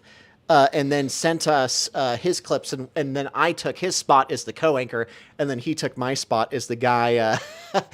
Sorry, I'm laughing because I just saw the God of Gold super Yeah, chat. God of Gold super chats. Thank you so much. Is the darkness still around? I like this joke because people are like, "Hey, is Matt still around? Is Kent still around?" But this guy's saying, "Is the darkness still around?" And I can't tell if this is a joke, as if you're making it like as if the darkness is real, or if you're asking How where meta the is darkness this? ended in the plot of all of the Mario Bros. Shows. Rich, I don't know how you want to interpret that question, but is the darkness still around? God of Gold, the darkness is always around. That's what I'll say. Rebel Randy says, ever had any crazy super fans that went too far? You know, the funny thing is, the answer is yes, but I can't tell the story because I don't know how to. Yeah, we'll just leave it at yes. That was a long time ago, but there have been instances that made us extremely uncomfortable. I'm trying to think if I have any funny ones though that are like appropriate. Super chat from Scott Otter. Hi, Scott. How's it going? He says, stumbled on this video. Who are these guys? Perfect. Hey, we were just praising Scott's earlier in this video, and we were talking about some of our favorite episodes when Scott played Scott Masterson. No, Scott, we definitely need to get together because I had this idea the other night. You just reminded me just from being here. But so Scott's Anger Issues with Scott is the fictional book in the Anger Issues with Scott video. But I was thinking that you and I should actually team up and make that a real book. And we could just publish it on Amazon. No, the funny thing is you should make a video where you talk about what was in the book and go through and make a joke about it. That was one of my favorite videos we ever did. The Anger Issues with Scott. That was so good. Good times. Scott, hope you're doing well. Thanks for jumping into the chat. Wow, we got Scott and Brandon in the chat today. That's right. That is really cool. It's a good time. Anyway, but yeah. So I'm trying to think where we left off in our. Honestly, this is really fun though. I appreciate everybody asking good questions and your comments because it's making the stream definitely more interesting.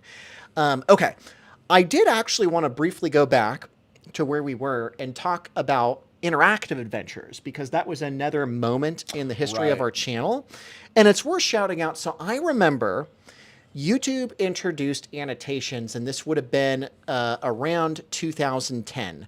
Oh, there we go. I just want to say, Brandon said, "Def one of my favorite videos of the channel," and Brandon's referring to Anger Issues with Scott. Yeah.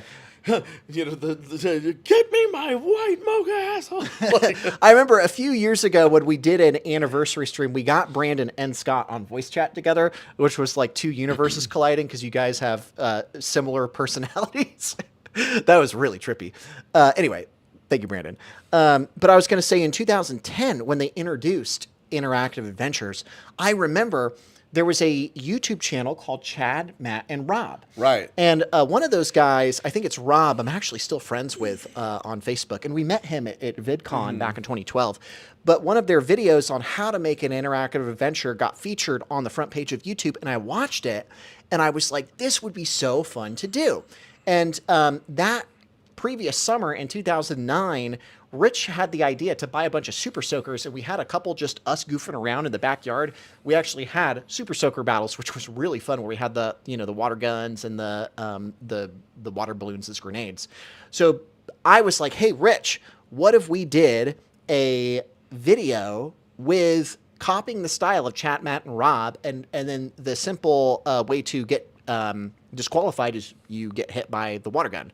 And I have to say, when Rich and I made that first episode, or that first interactive venture, that was one of my favorite moments in the whole channel, because it really did feel like making a video game, because we had to like branch out all of the like the fail paths and the success paths. Yeah. Then we like were walking around my property, and we were like, okay, where would be a good place to hide? What if like Julian was up on the roof or hiding in the truck?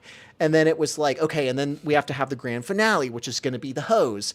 And then after that, then we had to stitch it all together. And I remember it felt like a video game, because we were like, okay, we need like music for the action, and we need music for the fail, and we need music for the success. And then we have to interweave it all together. Long story short, making that first interactive venture was probably one of my favorite moments in the entirety of the whole channel, because it was so unlike anything we had ever done. Totally original concept. It was just us goofing around with the water guns. We did do several other like interactive adventures, like probably the most famous one being the Stupid Mario Bros. Interactive adventure, which kind of branched after the movie and Operation Blindstorm leading into season 4. Now all those are combined together into one like long video. But point is, 2010 was an interesting year because the interactive adventures were really fun. Do you have any thoughts on that? I really loved doing all of those when we did them, and it's just kind of a shame that YouTube changed. And I know it's because mobile isn't blah, blah, blah, but it's like I wish they would have found a way to preserve them the way that they were, because those were a ton of fun. But times change. Oh well.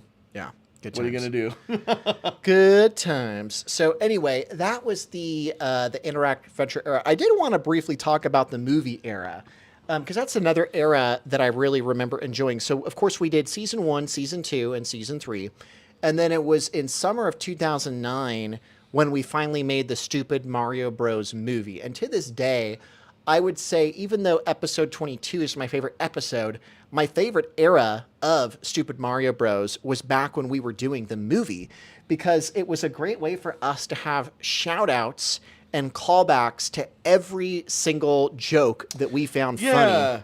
No, I remember the great compromise of 2010 or whatever it was, when it's 2009, whenever we started, was that because a lot of people had already thought that the show itself had gotten too serious at that time, even though if you go back and watch what people thought was too serious back then, it's actually pretty corny.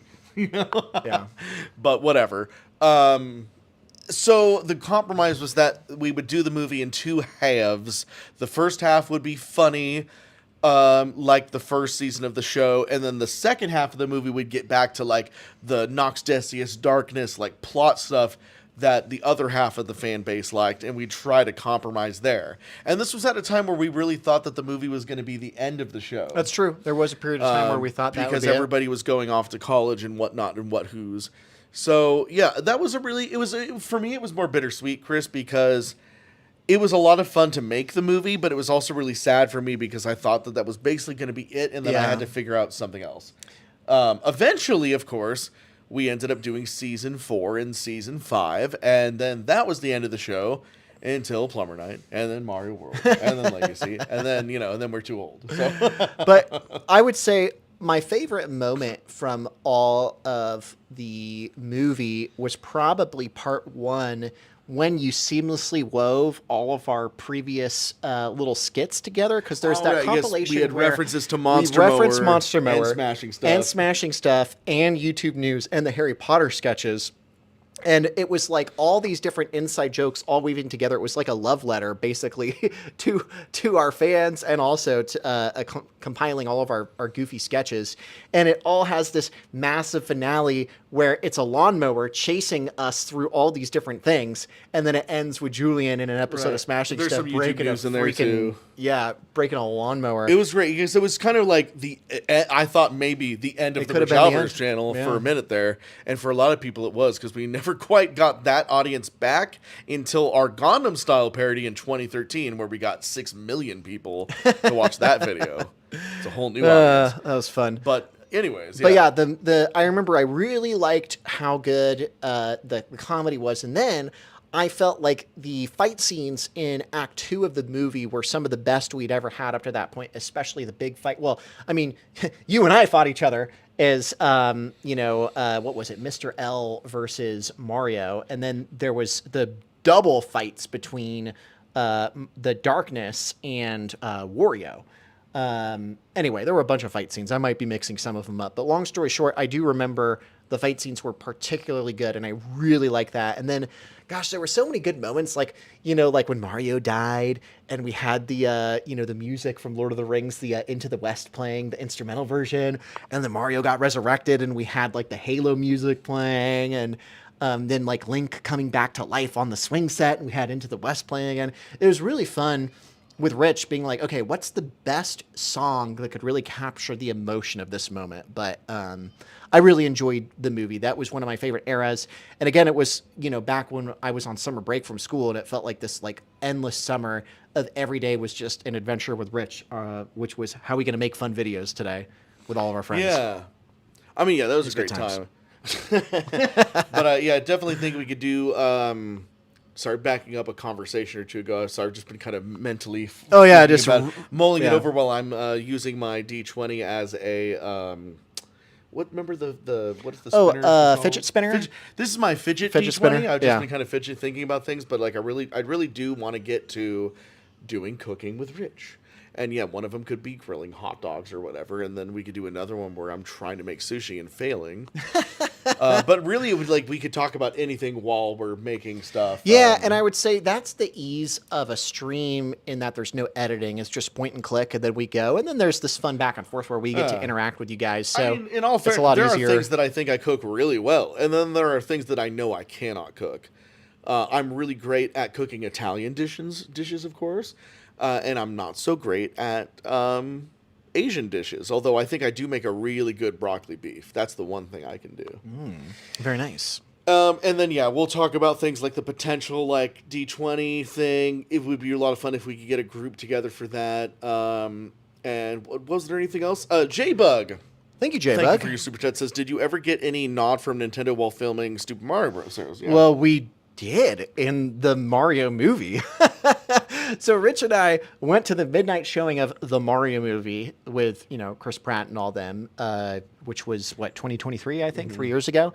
And there's that scene where Spike says, well, well, well. If it isn't the stupid Mario Brothers. If it isn't Brooklyn's Biggest Losers, the stupid Mario Brothers. Yeah. And the reason I think that was a nod to us is because we showed a clip where in episode 1 of Stupid Mario Bros. Matt, as Waluigi says, well, well, well, if it isn't the stupid Mario Losers. So the fact that I'm almost positive that one of the writers on, the movie was looking through just all of, the lore of, references they can make. I'm like 90% positive that was too on point and a wink to us. So Plus, I'm pretty sure that was the nod. I've actually met Miyamoto a couple times. Oh yeah, we were. Chris forgets. There were several years where there was a brand ambassador program for Nintendo. So Rich and I used to go to E3, and that's how we got to not that we got him on video, but we got a picture with Miyamoto at E3 and Charles Martinet as well. So we met Miyamoto. Also, Chris and I, we had been a part of several promotional campaigns for Nintendo games. Oh yeah, that's paid right. For by Nintendo. It was when there was when the Nintendo Wii came, or not the Wii U came out. We did basically they had a contest for YouTubers and brand ambassadors. So we did the Mario Wii U in real life, where Rich was in, what was it, the raccoon or the squirrel costume, the flying squirrel. Yeah. So we were back in the day a part of official Nintendo marketing promotional stuff, which was really fun. I enjoyed that. But in terms of the nod, I do think the closest thing probably was the Stupid Mario Bros. Line in the Mario movie. So that was a special moment. They knew exactly what they were doing. They knew what they were doing, and that was 1 cool. means it's a coincidence, and 20 means they knew exactly what they were doing and copying us. And we have 16, which means probably they were referencing us. The slight chance they weren't. I want to check the battery on my phone real quick, just to make sure it's not going to die. I leave everything. One moment, please. To chance. I think I'm like Two-Face, the Batman villain, but instead of a coin, it's the a battery D20. is at 30%, and we've been going for an hour 42, and we got about 46 people watching, so we're doing good. Thank you, everybody who has tuned in, and I'll remind you again if you haven't. I do love sure to these give this video a D20s like. that are, this is like twice the size, at least, as a normal D20. I do like these ones, and of course I have the ×4 right here. All right, so we talked about the Mario movie. We talked about the interactive ventures. There was, I guess we should briefly say, there was kind of a middle point there where we did Operation Blindstorm. Because remember, there was a bit of a gap between Season 3 and Season 4, which included the movie, Operation Blindstorm, and the interactive adventure. So, thank you, homie. It is 50 people now. Awesome. More people jumped in. But anyway, we did Operation Blindstorm, and the reason I brought that up is because a lot of times what we were watching kind of influenced the script. So at that time, Lost was really popular. Oh, yeah. And I remember you were inspired to include themes from Lost into the movie.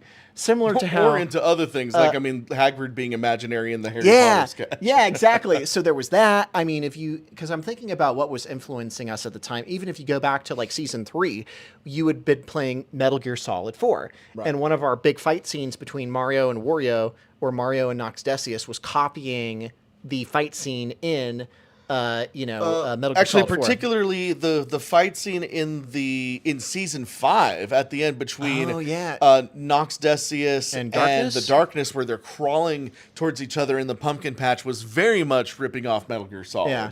So I would say we could call it ripping off. We could call it inspiration.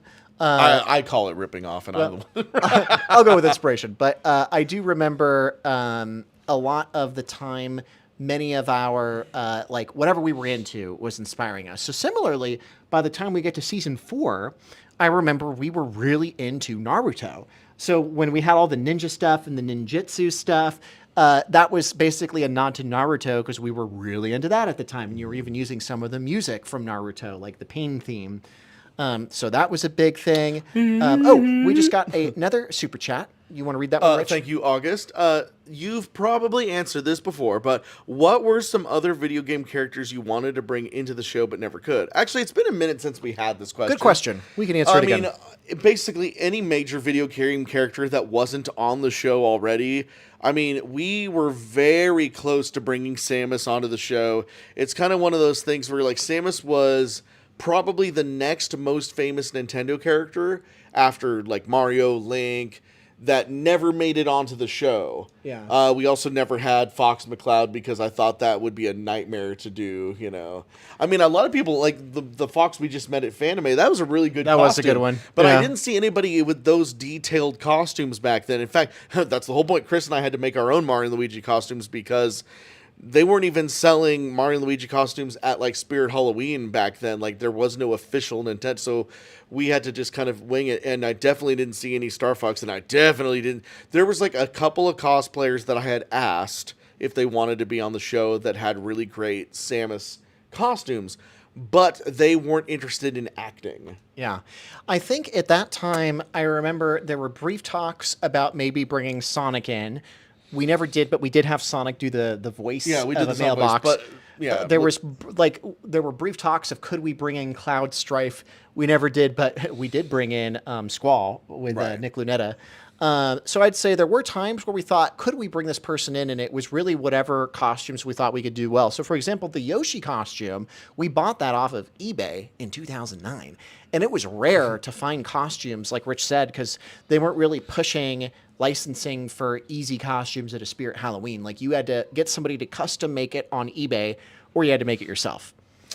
Stars for the win. Thank you for your generous super chat. Says, any chance Rich can say the end subscribe direction? You know what? Normally we'd save it for the end, but since Stars super chatted, Thank I you think for we the should super do chat. a please subscribe. Do you got like a joke? You got to think of a bit, or you could do you could redo one from a long time ago. Please subscribe. It's free and easy, just like Making YouTube videos for 20 years. making YouTube videos for 20 years, which is definitely not easy and not free. I don't know. Oh man. did have a good point I wanted to clarify.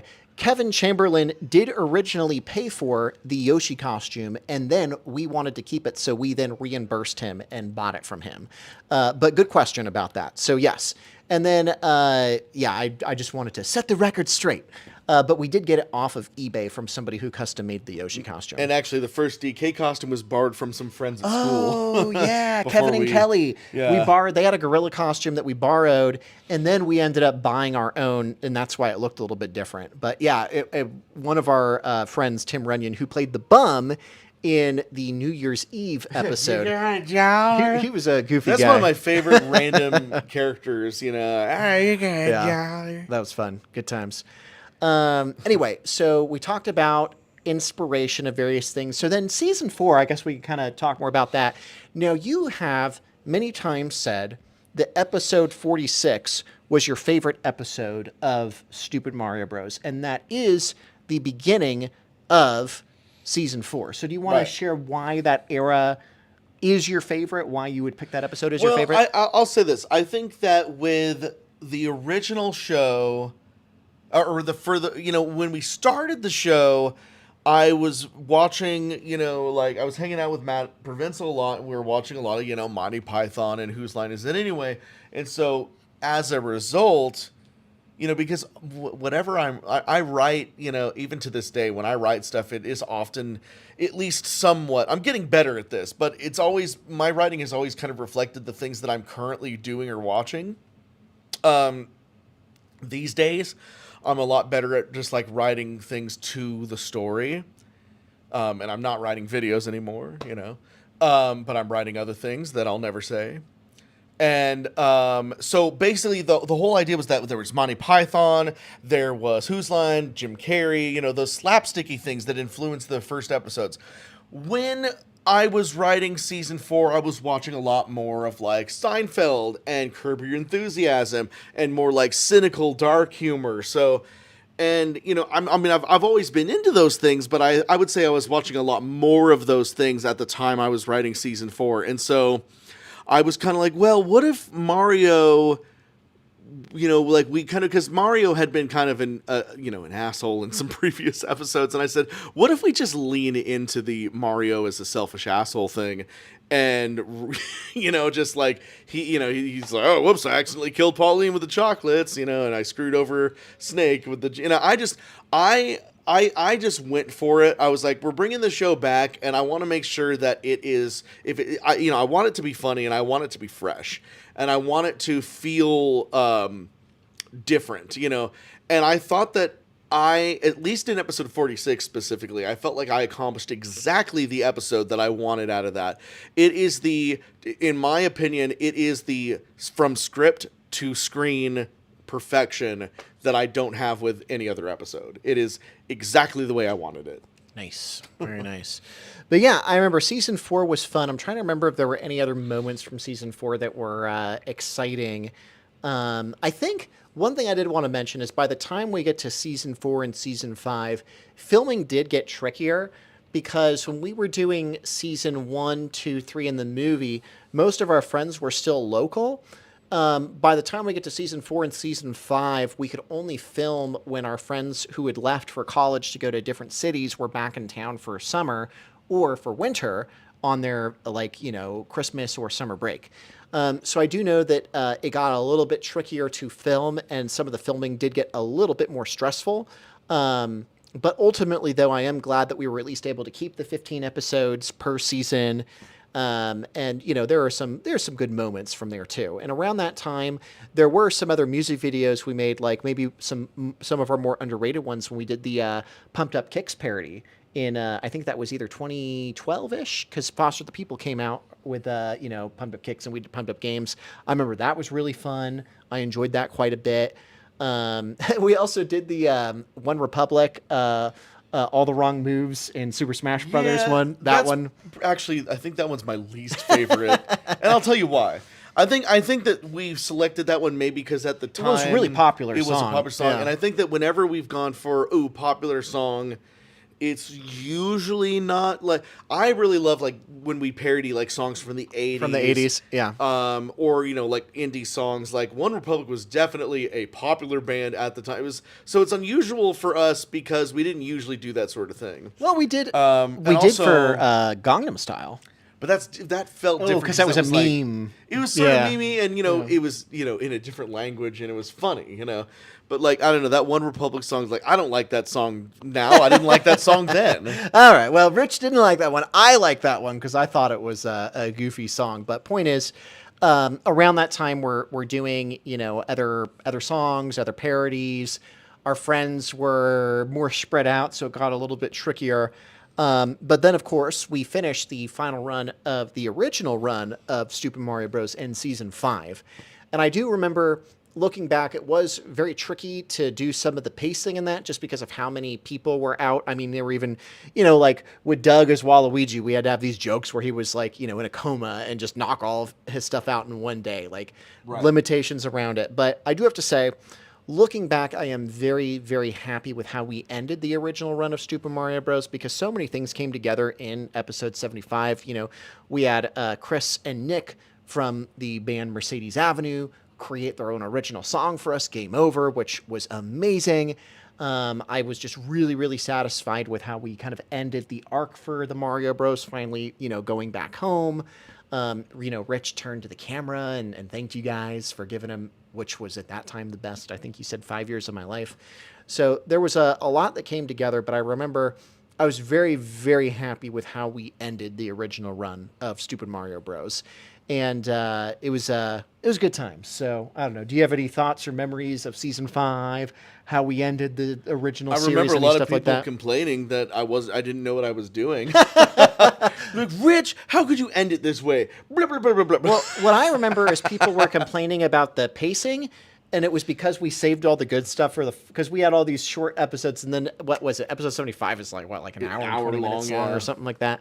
But I do remember people were really happy with episode 75, even if they had pacing but I learned problems. an important lesson, which was that most people just aren't satisfied with people hate the ending of Lost, even though it's fine. People hate the ending of any show because it's the end. I think subconsciously we're just determined to hate the ending of things, like as a species. But like really, it was fine. I ended it the best I could, and then eventually we brought them back anyway, so it doesn't matter. I do think that the Stupid Mario Legacy, which again, if you haven't seen it, see it, was a better ending to everything. But even then, I'm still like, I might go back and do a director's cut because there's a lot in that I would actually like to change. And it's been 9 years now. There's a lot I would like to change in Stupid. I might make a stupid. You heard it here first because I keep thinking about this. Maybe, possibly, maybe. Stupid Mario Legacy director's cut, because if that's going to be the end of Stupid Mario Brothers, there's quite a few things I need to finagle in there. And there's some scenes I need to delete that I'm like, this is unnecessary. If you were to look at the ending, let's look at what could have been the ending. So the ending of the Stupid Mario Bros. Movie, episode 75, Plumber Night, and then Legacy. Which one do you feel like had the best ending between the four? Overall, I do think that Legacy is the best ending because that was it's like, this is going to be the end. This is the end. But anyway, Super chat from Prince Asbel. Thank you for your super chat. Says, I still have a picture in a frame of you guys for donating to season 4. Good times. Oh, thank you, Prince Asbel. That's awesome that you still have that picture. Yeah, and we used to give away, for donations, it was the big posters. It was a fundraiser. Yeah. We'd have the picture. There was particularly, I remember the picture of you, me, Matt, and Julian. Yeah. In the line. We did a bunch of photo shoots during that era. But thank you very much, Prince, for super chatting and for helping us back I then. really have to use the bathroom. I've been holding it for a whole minute here. Make sure you put the mic down. Over here. I'll read Xander Brow's member chat. Thank you, Xander Brow, for sending in a super member chat, who's been a member for 71 months, which is very impressive. And Xander Brow said, happy 20 years. If you were to go back and reshoot anything of SMB, what would it be and why? P.S. Hi from set. I finally got my first hater woo. Well, you know what they say, Xander Brow. You can't have people that love you without getting people that hate you. So if you don't want anybody to hate you, you can't also have people that love you. But either way, thank you for the generous member chat and for being a member for so long. Now that is a good question. Going back and reshooting, what would we reshoot? You know, in terms of reshooting stuff, I'll answer it a bit differently. It's not so much that I would say I would want to change anything. What I wish, though, is that we had done a better job of archiving some of that footage, because back in the day, we didn't know that this was going to have such a, dare I say, legacy on YouTube. I wish that we had kept the original video files of, like, for example, season 1 of Stupid Mario Bros., so that we could have done a re-upload in higher quality. Because, I mean, that episode is like, it was the end of 2007, so it's at like 140p or 130p, 240p, whatever like the lowest quality is.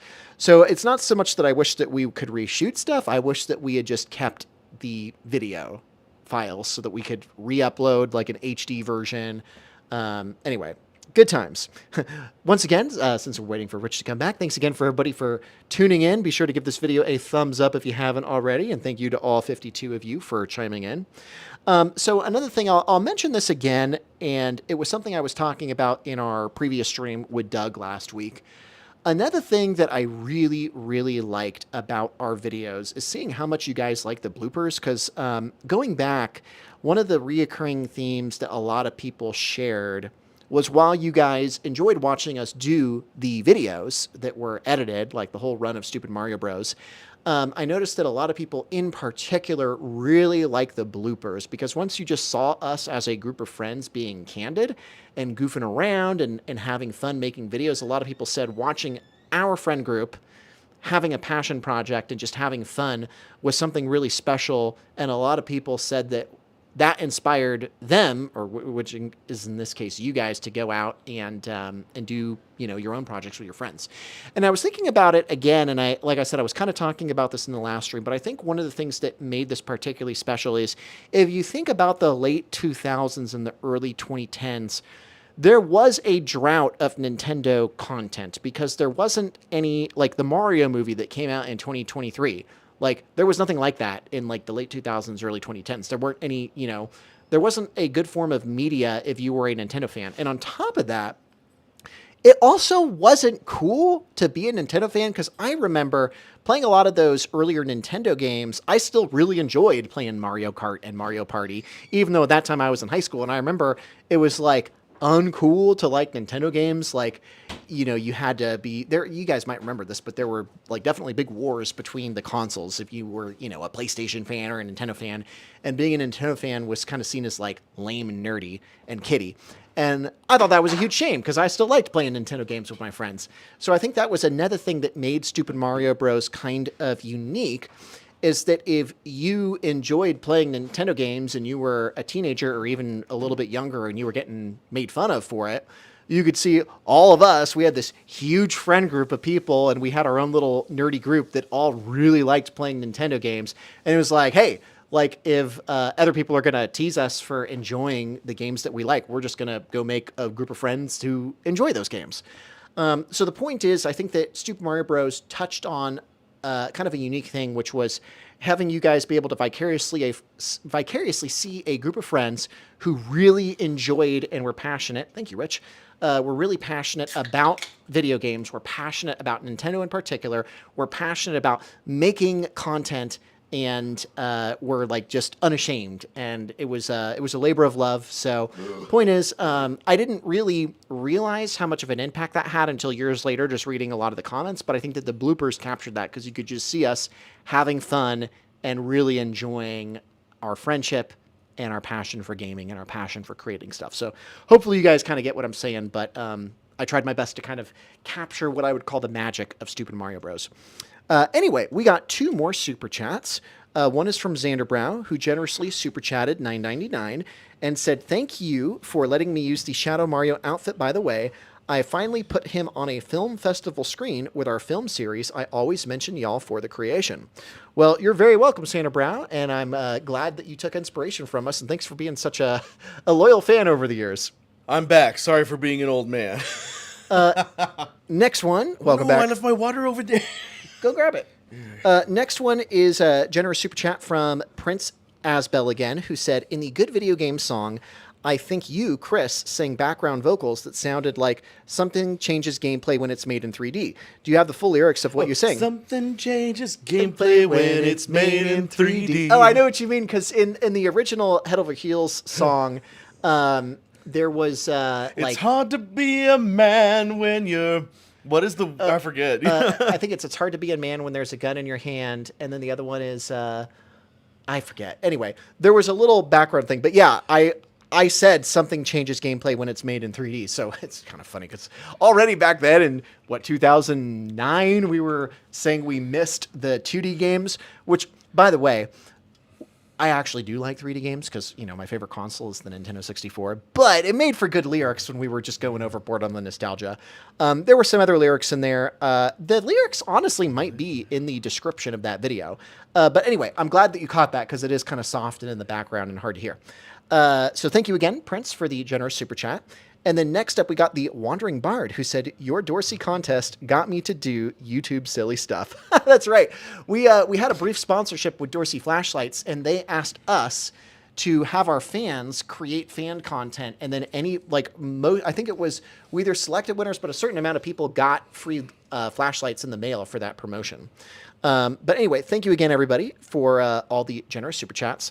I need to check the battery again real quick. I don't want the stream and to I'm die. checking the lyrics to Head Over Heels because I'm trying to figure out. We just hit the 2-hour mark, and this is usually when my phone dies. Do you see that little battery icon? We're at 15%. Well, you're doing better now It's than it was because then. I made sure to close all my apps. Was it the higher elevation? I put it in, I'm on Wi-Fi. Maybe it uses less on Wi-Fi. It does use, because you were using your 5G before. I think I was using my 5G, and also I made sure to get 100%, and last time I think it was at 90. 100%.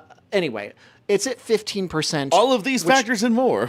Which means we do want to keep an eye out on it, and depending on if we want to keep going, I need to plug in my charger, or we need to wrap up. Probably when it gets to Put a... maybe 5%. No, how do I do this? 10%?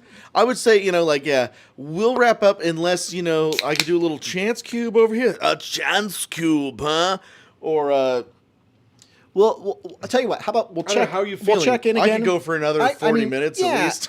If the chat's having fun, we have a way to keep going. I'm down to keep going if you guys are. If it's red, the boy, blue, his mother. But it could be the other way. It's been a minute since... Is that Phantom Menace? Yeah. Oh, man. I was like... You can't have him. Somehow you'll know. Okay. So, in terms of where we were at... What's that? Oh, it's a charge box.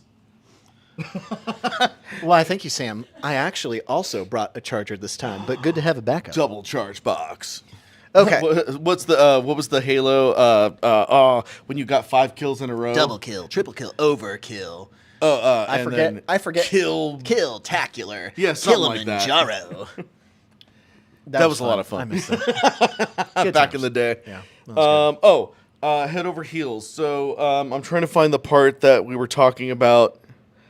What the original lyrics were, yeah.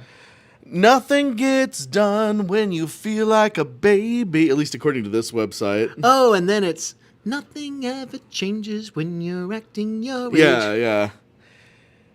Something happens and I'm head over heels. I never find out until I'm head over heels.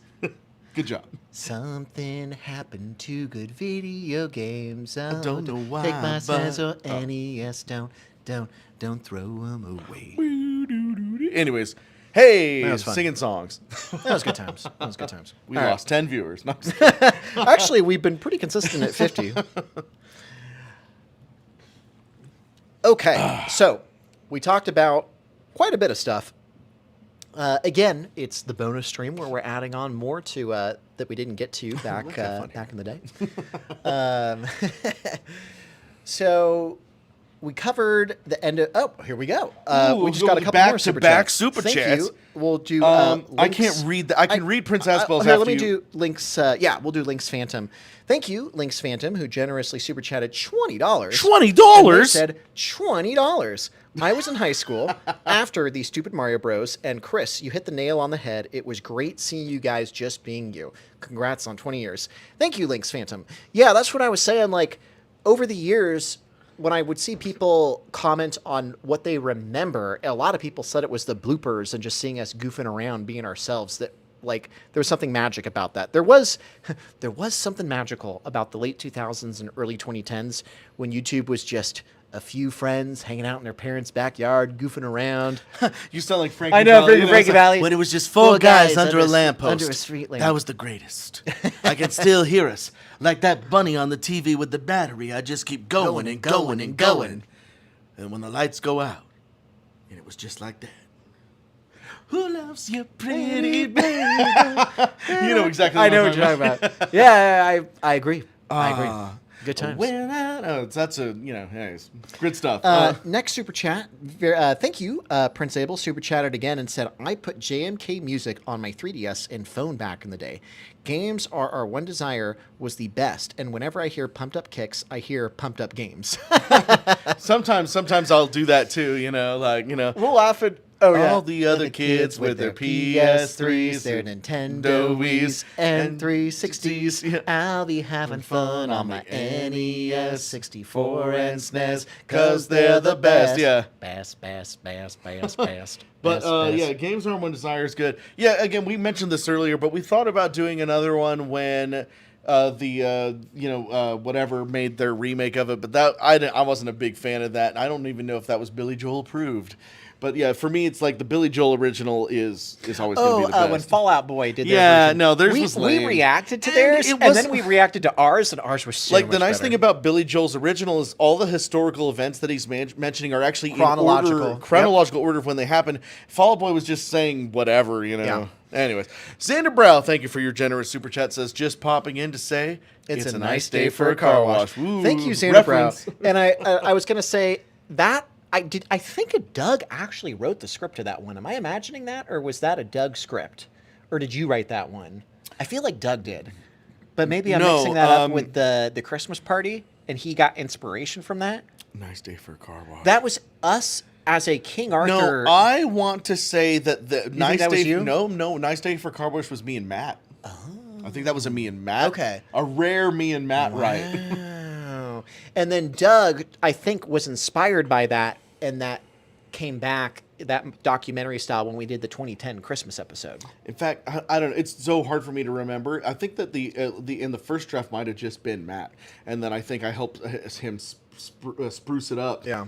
For the channel version, but yeah, I believe that the nice day for a car wash was Matt, and if it was Doug's idea, then I apologize. But I feel like if that was Doug's idea, he would have brought it up during I when guess he was talking about writing. I stuff. vaguely remember Doug, but that one was so long ago. It was probably Rich and Matt, but it could have been Doug, or maybe he. I chimed feel in. if it's not that one, then me and Matt definitely wrote something together.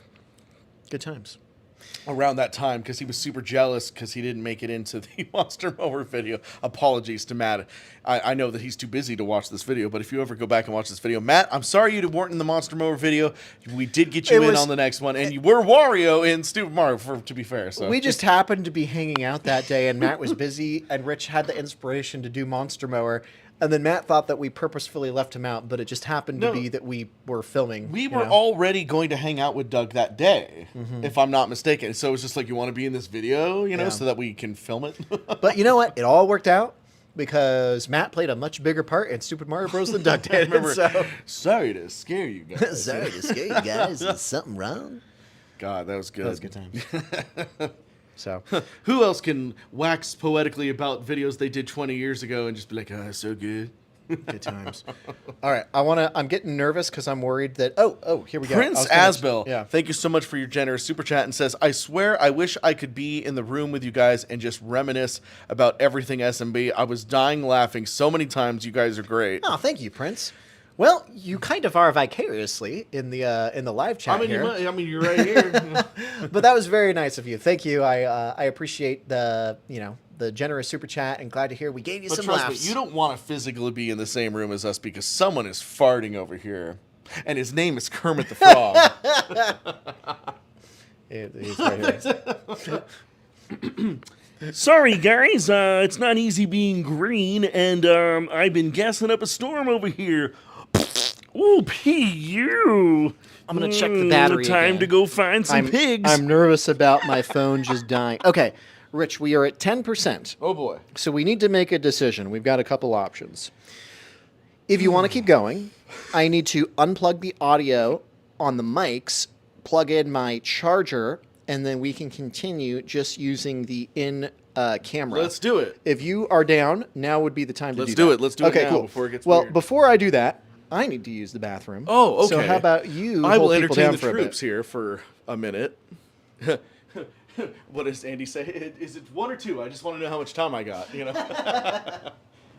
Unless someone's in the bathroom. Hi, guys. It's just Rich Alvarez now.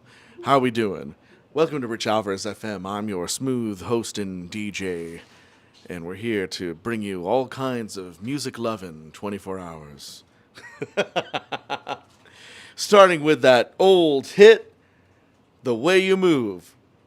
I like the way you move. It is. That's like 20 years old. Whoa, I like the way you move. I like the way. I'm just watching the viewers go down, you know.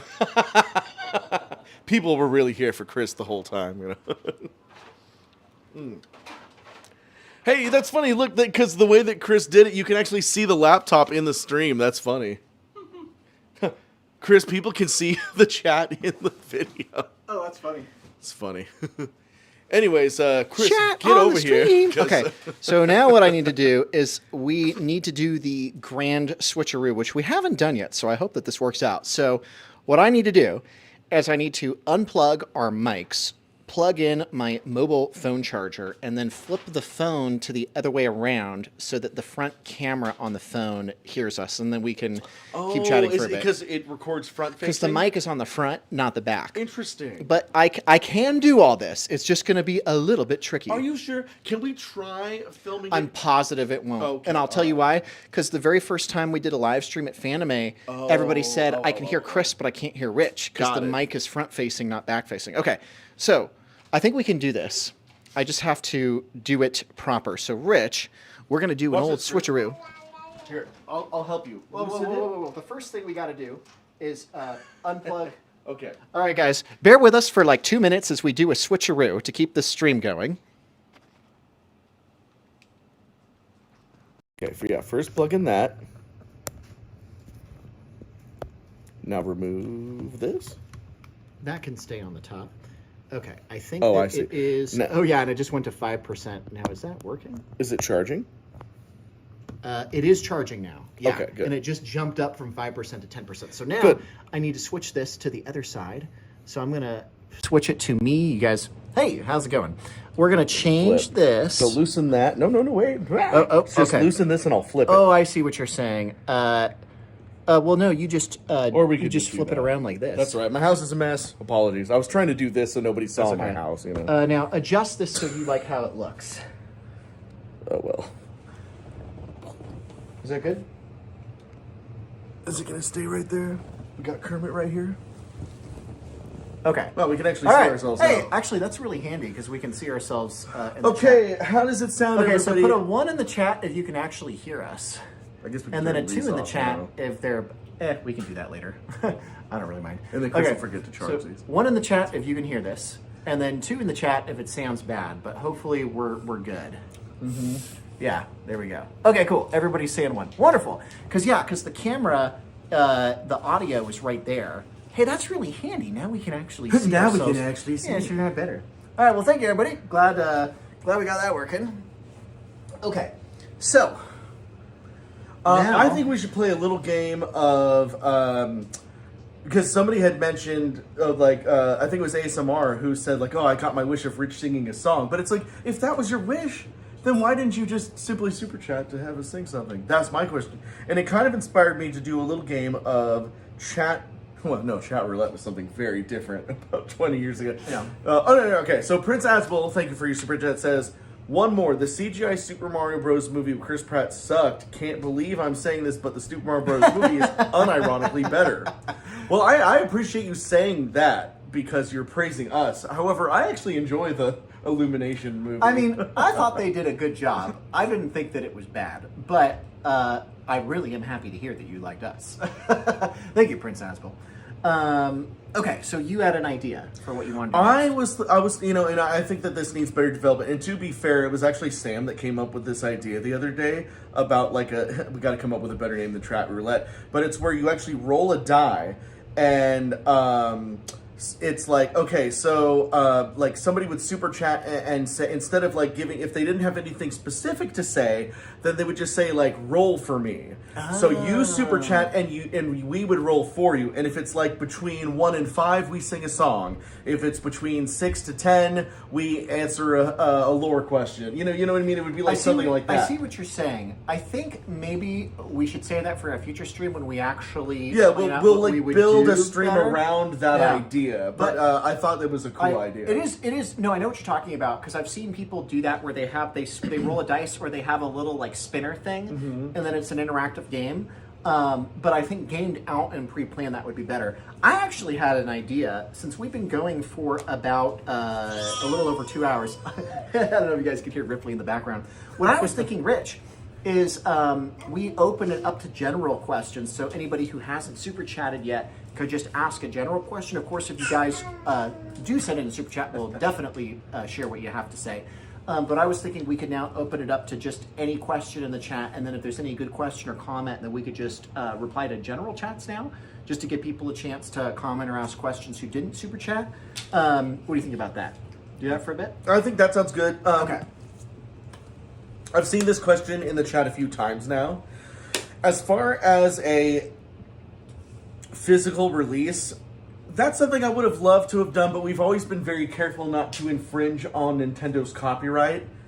And also, again, just like how I can't release them in better quality, I don't have the original files anymore. So Yeah. it's like the best you can ever see season 1 is unfortunately in that 360 quality. You know, the funny so- thing is, somewhere there was a very brief window where you made a few DVDs of some of the early episodes of season 1. Yeah. And for the life of me, I haven't been able to find Yeah, them. because those would actually be higher quality the than quality YouTube, would because they'd be in pure, 480 or it'd whatever. be in pure 480 instead of. So if someday if we ever find it, we might. But anyway, if anybody else has a question or a nice comment, now's your chance. Leave them in the chat. We're gonna open it up to the general chat.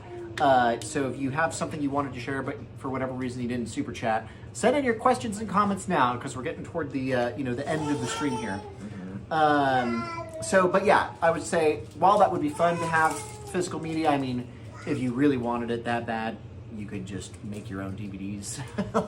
Just rip them from YouTube. Again, and I get a am DVD potentially player. going to be working on and I know I've told Chris this for 2 years, but I'm potentially working on a director's cut of the movie Stupid Mario Legacy, the final film.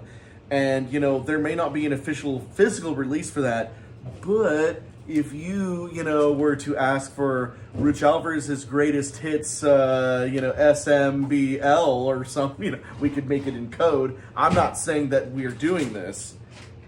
Right, but just like sweating with a $20 bill, like like $20 for a Mona. Yeah, I just want to read some of the other comments in here because they're very nice. The Wandering Bard said, appreciate you guys. Congrats on so many years. Well, thank you very much, and you're welcome.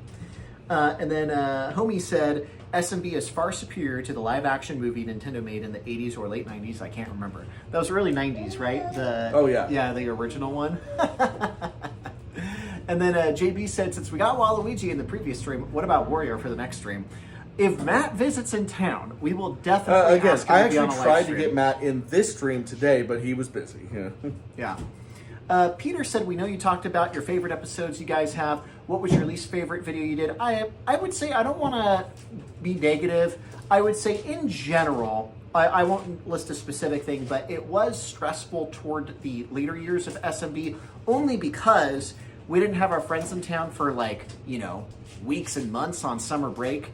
It got harder when we had to rush stuff and try and get things in while people visited for like a week or two for, like the holidays. But overall, I would say, aside from time constraints, there's not any that I would say I hate. Okay, I'm just looking through here. And thanks again, everybody, for chiming in. Just want to see if there's any good stuff that would make a good comment. So George the Jedi said, thank you guys for my childhood. You inspired so many lightsaber nights of mine. Thank you, George, for being a fan. Maybe he meant lightsaber fights, but thank you, George. Here we go. Can said, question, with so many music parodies and covers online on YouTube Music, Spotify, etc., why not release your songs and albums there? It's a good point. I think I'd have to double check and see what the complications are for like covers versus licensing. I know with YouTube it's really simple because it'll just auto count certain songs as a cover. With Spotify, I know that you submit it as a cover or a parody. Well, it might be worth looking into. I guess I always thought since they're on YouTube, it's easy enough to get them on YouTube, but it is an interesting thought. Okay, let's see. We could definitely put them on Spotify. That would be easy. Here we go. Zoski says, how would you feel about an SMB fan content Discord channel? We have media, but it would be nice with a dedicated channel for fan-inspired videos. Well, we actually do have that. It's FanX Fan Collabs. So if you want to share any fan content you made or collaborate with somebody, that's in the Discord, which, by the way, we're not on the Discord as much these days, but if you want to interact with fans that are fans of the Discord, there is a link in the description and you can join that. Okay, what else we got here? Here's another one. Breath of the Video said, like I mentioned earlier, yesterday was my birthday. Happy birthday. Oh goodness, my PC's about to die. And you guys all really inspired my work in the humor, but I would like to know, how would you keep projects on time? Because I struggle with it. I don't think we got anything out on time. I think I was always at least a couple hours late with everything. I would say better late than never. Dude, I remember Stupid Mario Legacy in particular, because that was a 2.5 hour movie or whatever, it took all night to render, and then it came out wrong. And then I had to re-render it again, took another day, and it came out wrong. Yeah. And by that point, it was late. And then I think it was on the 4th render. And remember, I had to watch the entire movie back to front to make sure that it was good.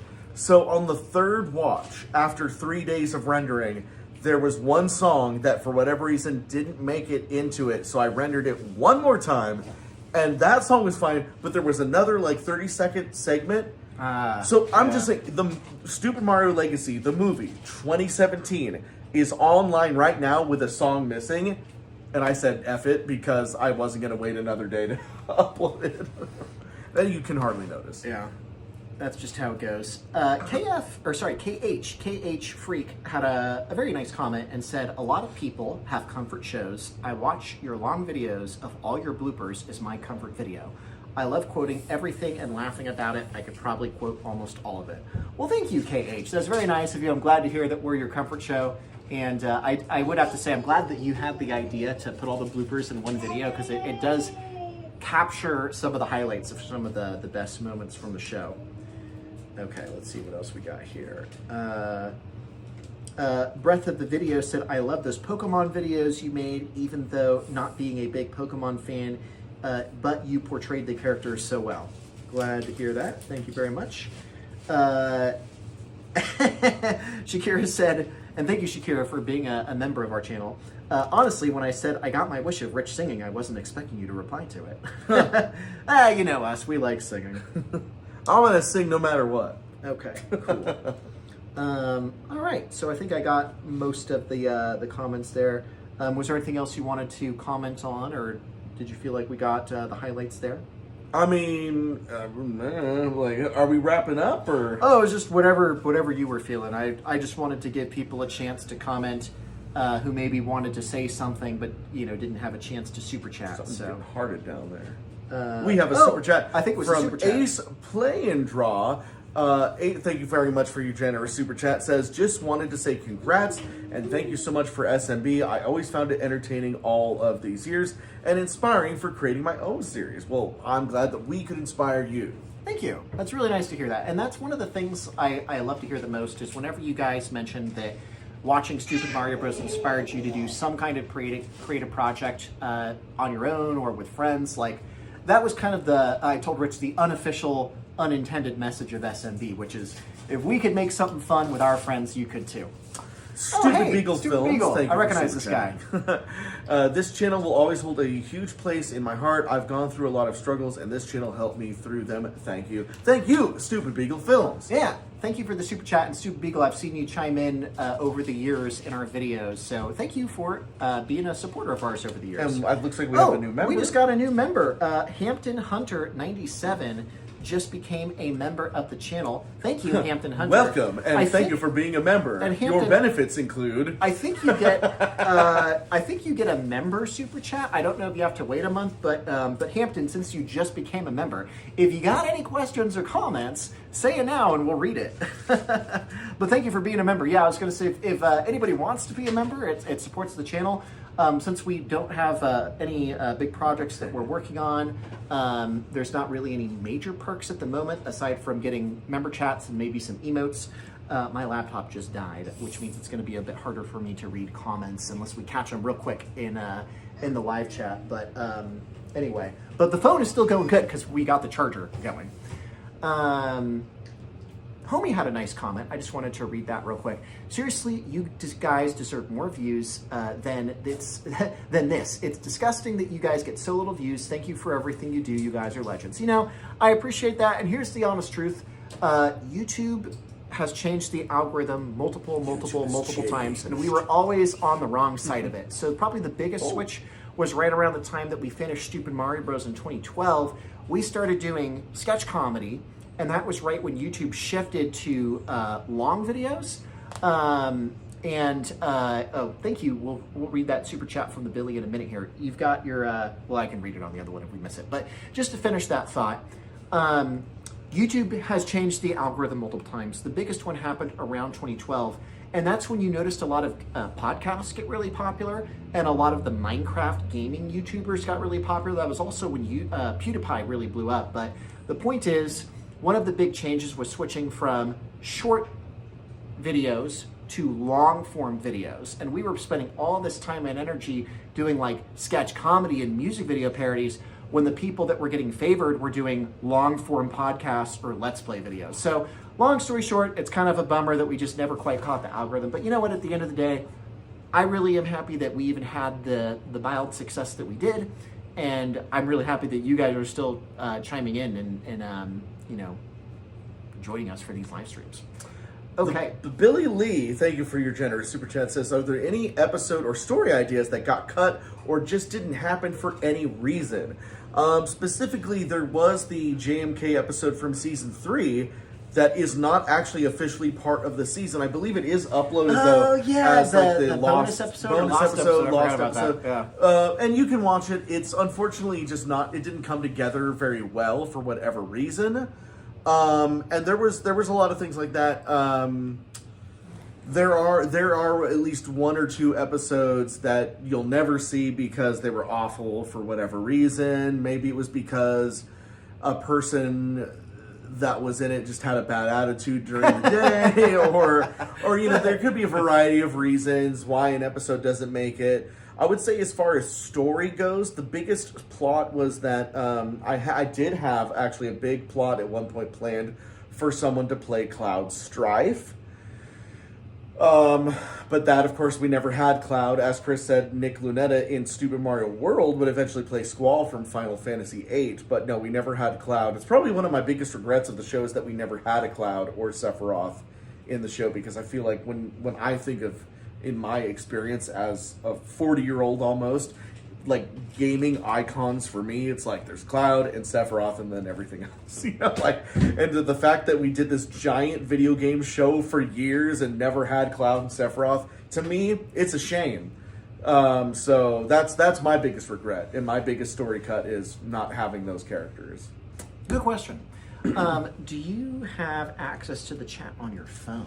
I don't, because Okay. the chat wasn't working for me. So this is the only way for this and this. That's why if you guys are like, why is Chris's face right in the camera? Sorry, guys, I know the looks Well, kind Chris, of funky. you can read it on the screen right there. Well, too. there were some fan member quotes. So Hampton, who just became a member, said, "I've watched SMB for years, and I still watch it to this day. Will never stop watching." Thank you. Oh, you got it on your phone now? Sam gave me her phone. Ah, thank you, Sam. She's got a scrolling chat. Oh no, right that's here, perfect. if Could you need read it. the other member chat? Because I just wanted to make sure we read the member or the chats from the members. Scroll down. Oh, scroll down. The other that one. The second one. Shakira ASMR said, "Any fond memories of filming the clicking noise?" And just to recap here, I'll be light about this. We had a fundraiser where we were supposed to do 2 movies, and unfortunately, the one movie we did took up the entire summer. That was to nobody specific's fault, except I'll take most of the blame for that. I ended up not really caring for the end result of the clicking noise. I think we all worked really hard on it, especially thanks to my brother-in-law now. He wasn't at the time, Andrew Irish, for making that edit. He's the one that actually did the edit for that and, made it into as good as it could be. I think that the end result is fine. It was originally supposed to be a film festival piece, and then I was not satisfied with the end result. There's a lot of factors in there. Do I have any fond memories? I would say ultimately it was becoming really close with Andy was probably the best thing that came from that. Yeah. Because it would be easy for me to look back and say, oh, I have all these negative memories because I did enjoy doing YouTube stuff more than the film festival circuit. But I'll say this, getting to film with Andrew Irish, was really special because Andy then came back after the clicking noise and helped us a ton with the first season of Plumber Night. Right. And a little bit of the second season too. So I'd say the fondest memory was when I became friends with Andy, and it was really No, fun. that's a good point, because I had worked with Andy on a project before that, but I had gotten closer to him during the clicking noise. So you're right, Chris. You got to look on the positive side of things. Yeah. And if it wasn't for the clicking noise, we might have not reconnected with him True. and everything. Yeah. So, reconnecting with Andy, and and this was at the time before he even met my sister. So eventually he would meet my sister, and he's married to my sister now, which is crazy. Yeah. So he is my brother-in-law. But working with him was great. So I want to read. good job keeping positive. Oh yeah, Chris. no, it's all good. I wanted to read the next comment that we got from George the Jedi because this is directed toward me. George said, "Chris, if I remember, you made a Shadow the Hedgehog music video on your channel. Did you plan to make others in that vein back in the day? Or what was it? Or was that it?" Great question. So those are all still on my channel. I kept all my AMVs up. It's actually really funny because I got inspired by a guy named Mwanju. And it's funny because he actually just texted me the other day asking how I was doing. But long story short, going back to the Nintendo Insider forums, AMVs were really popular back then, but this was before YouTube. So there was a website called Game Trailers where you could make a AMV is animated music video, where you were to take a video game trailer and then you were to cut it up and remix it and put new music to it.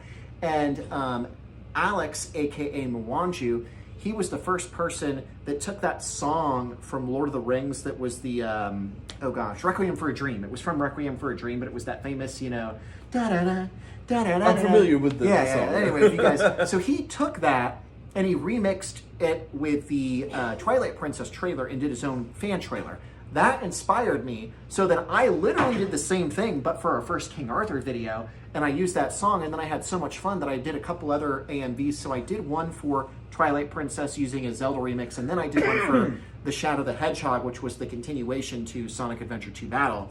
So to answer your question, did I ever plan to do any beyond that? No, I didn't, because at that time, we started making YouTube videos, and all of my time and energy and attention went into making YouTube videos. So I can't think of any others that I wanted to make that I never got around to, but I did enjoy that, and that was an early part of pre-YouTube days or early YouTube days, was making those fan trailers. But I enjoyed it. I'm glad you remember that. Thank you, George. Now, just to be clear, that is actually the theme song from Requiem for a Right. Dream. I think they had used it for... They used it for Two Towers and a trailer for Lord of the Rings, yeah. Which is a weird... I mean, it's the funny thing, it's an epic song, so you could place it anywhere, but if you think about the context of Requiem for a Dream. That's kind of an odd song to put for a Lord of the Rings commercial. That's all I'm saying. But anyways, great song. Yeah. Good question from Wandering Bard. Favorite Zelda title? I go back and forth on this one. It's so hard to pick between the obvious two, Ocarina of Time or not Twilight Princess, Breath of the Wild. Breath of the Wild. I don't know. What do you think? I'll be consistent with what I've always said. I think that Ocarina of Time has the story, but Breath of the Wild has the gameplay. Yeah. Now, this remake of Ocarina of Time, again, I think they're gonna be infusing a lot of Breath of the Wild style gameplay with it. Otherwise, what's the point? And I can't wait, because if that's true, and I said this in our conversation a few weeks ago, this will elevate Ocarina of Time to the level of like best of all time, which for you and other people it already is. But I think that it's going to be, because like right now the top 3 video games of all time, it's like Grand Theft Auto 5, Chrono Trigger, and Final Fantasy 7. It's like, but we can put Ocarina of Time up there if it is the fusion that I think it's going to be. Now, as far as what's better right now, definitively Ocarina or Breath of the Wild. If it's between 1 and 10, it's Ocarina. If it's between 11 and 20, it's Breath of the Wild. Ready, Chris? Catch. And I guess the answer is Breath of the Wild, because we got 13. We had a member chat a little bit earlier that had a question about Marvel stuff. Could you pull that one back up? I think that was ASMR. Shakira. Since Plumber Night, Shakira ASMR. They're the same person. Since Plumber Night was more Batman DC inspired, if you made a Mario show with that was more Marvel inspired, which Marvel franchise would you emulate? Ooh, that's a good question, because you love Marvel. Yeah, I like Marvel more than I like DC. I just happen to really love Batman. See, people do, they're like, oh, if you're such a Marvel fanboy, then why do you like Batman so much? It's like, here's what I've said. Like, I love Batman and I love Superman. But that's about it for DC. You know what I mean? It's like, that's the problem I have with DC, even as comic books, is that I'm not really a big fan of Aquaman or Wonder Woman. You know, Yeah. It's like there's Batman and Superman, and then like D-list characters, as far as I'm concerned. Sorry if that offends anyone. Whereas Marvel, it's like I love everybody in the Marvel universe, and of course, my favorites being like Spider-Man, the X-Men. And I've always been a big fan of like Thor and Loki, and I just love Marvel so much that you're right. So then, but the problem is like, if I don't know what we would do. It's like, I thought that the Dark Knight Returns story was a good place to base the Plumber Night in, because I wanted to see Mario coming out of retirement. So that was a nice thing to emulate. I don't know what kind of story we could take from Marvel that would work in the Mario universe. Yeah, the first thing I was thinking was Spider-Man, but that's only because the colors are the same. And I was like, how would that, like a Mario, would that even work? Marvel is more complicated, and therefore it's hard for me to imagine any Marvel story that we could do with the Mario characters. I don't know. That's a great question, and I'll have to think about it a little bit more. Yeah. Breath had a good question. Breath of the Video said, what was your inspiration and creative process for the overall story that was developed over time, later down the line, in the series of Stupid Mario proper, with Nox Decius, The Darkness, Merlin, and such? Okay, hold on, let me think here. So you're asking, do you get the gist of it? Okay. So basically, as I said, even in our last video with Doug, is obviously we all came together doing an Arthur video. That was our first thing, because I'm a big fan of Arthurian literature, Merlin, Excalibur, all of these things. Like, I grew up with those stories, and Excalibur is one of my favorite movies of all time. I think it actually does the best job of combining the mythos. God, I wish a lot of things. But anyways, here's what I'll say. I love Arthurian literature, and there was no way that it wasn't going to make it into the Mario series at one point. I know, I wanted Merlin the Wizard to be involved. And I then decided that he was going to be Mario's grandfather or whatever the hell, I shoehorned him into the story because I couldn't help myself. Was there a plan? Not really. Did I make it up mostly as I went along? You bet. But I think it worked out for at least from what I remember with Rich, whatever he was passionate about and inspired by would just get infused into the story. Like, even like some of our original King Arthur videos, even though a lot of those aren't on YouTube because they weren't intended for YouTube, even the music, a lot of it was the anime Rich was into at the time, which was Full Metal Alchemist and Neon Genesis Evangelion. So a lot of the mythos and the story building that we did for our How We All Became Friends was doing King Arthur stuff. So of course, when Rich wanted to incorporate, how do we expand the story of Super Mario Bros? It's like, hey, let's pull in all that Arthurian literature. And then with Nox Decius, it's like, hey, let's make an original character. So I think it was like pulling in things from franchises or stories that we liked, plus music from anime and movies we were into, plus original characters, plus, even like you mentioned, your dad was a UPS driver at one point, and even UPS made a character in the show. So I think, long story short, it's art imitates life, and Rich just whatever he was into, whatever he was inspired by, got pulled into the show. And it was this, interesting compilation of all the things that we were into. Oh, we got another super chat. Thank you, Omega the Outlaw, for super chatting. Loved Elwood despite it being brief. Heard it was now a book. Is it still available? Would love to know where that version for ended up. Thank you for being the first person ever to actually ask me this question. Seriously. Yes, you're right. We ran out of money because Elwood... there was only 2 episodes. It got to... I think we filmed like half of the 3rd episode before we were like, we are dumping way too much money into this thing. It was way too expensive. We did try to do a fundraiser at one point, but it didn't really work out. But yes, I have written it as a book series, and yes, it is still available on Amazon under my name, Rich Alvarez. The thing is though, it's just it's basically the first episode as a book. And I always promised that I would then do the second one once I made X amount of money with the first one, which didn't sell enough. So I'll say this. If I notice over the next couple of weeks that people, since I'm now saying this, if that picks up, just go onto Amazon, search for Elwood of the Wasteland, because it's not under Fallout Elwood, because I had to change the Fallout references since I was selling it as a book. Yeah. I had to get rid of any references to the Fallout series. It's just Elwood, Ranger of the Wasteland, or something like that, or Elwood of the Wasteland. If I notice that it upticks a little bit and people are actually buying it, I'll write the second one. So, there you go. And again, you remember how I was talking much earlier, like 2 hours ago, about like writing stuff? Yes, I write stuff. But again, you'll never find it. You'll find this because it's under Rich Alvarez, but there's some stuff that I can't possibly share. And I'm just going to leave it ominous like that. Chris knows. Anyways, moving on, Chris. I just wanted to clarify, it's not that it's anything inappropriate, it's that Rich has stuff he's written under a pen name. Thank you for clarifying. It's not connected, because I don't want you to be like, what is Rich writing? Some smut? No, you're right. I'll just say Rich has tested out some original stories that are under a pen name that are not connected to him as Rich Alvarez in any way. And it's just interesting stuff, and we'll leave it at that. Because I know you've kept sorry. Thank you. Because I realized that you've kept a division between you as Rich Alvarez and your Mario stuff, and starting completely from scratch to get a fresh new audience. So there is stuff out there, but if Rich ever decides to combine them, he can. But it's out there. Didn't want people to read my novels and be like, "This isn't stupid Mario Brothers." Because you left it all ominous, I didn't want people to be like, I'm not Rich writing. Alvarez is writing adult smut content.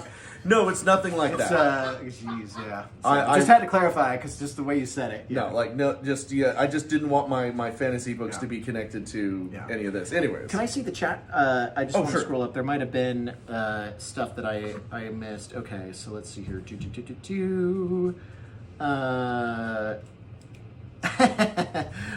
Breath of the Video said if Chris put sunglasses on, he would be reminiscent of Dan's Elwood from the Blues Brothers. You know what's funny? We briefly did a video with video game rap battles. You guys might know him. The guy, his name was Cam. I think his nickname is Steadicam. We did a collaboration with him and some of his friends. I think that video got unlisted, but Rich and I did play the Blues Brothers. And here I have some glasses. I'll put them on if you guys want to see me, just so you can get that. One moment, please. Omega said, could a link be posted? To the Elwood novel under my name, yes. But to my other stuff that I won't tell you about, no. We're the Blues Brothers. We're on a mission from God. That's good. Maybe someday, guys. I'm just a little nervous about that Anyway, stuff. I just wanted to do that. But thank you for noticing that. That was fun. You know, honestly, we should dress up as the Blues Brothers for Halloween one year. We kind of look like them. Good question. All right, can I see the chat again? Sorry, I had my laptop and I didn't. I have a problem with things, batteries dying. But anyway, let's see what else we got here. But thank you again for everybody for tuning in, for your nice comments. This was an interesting one.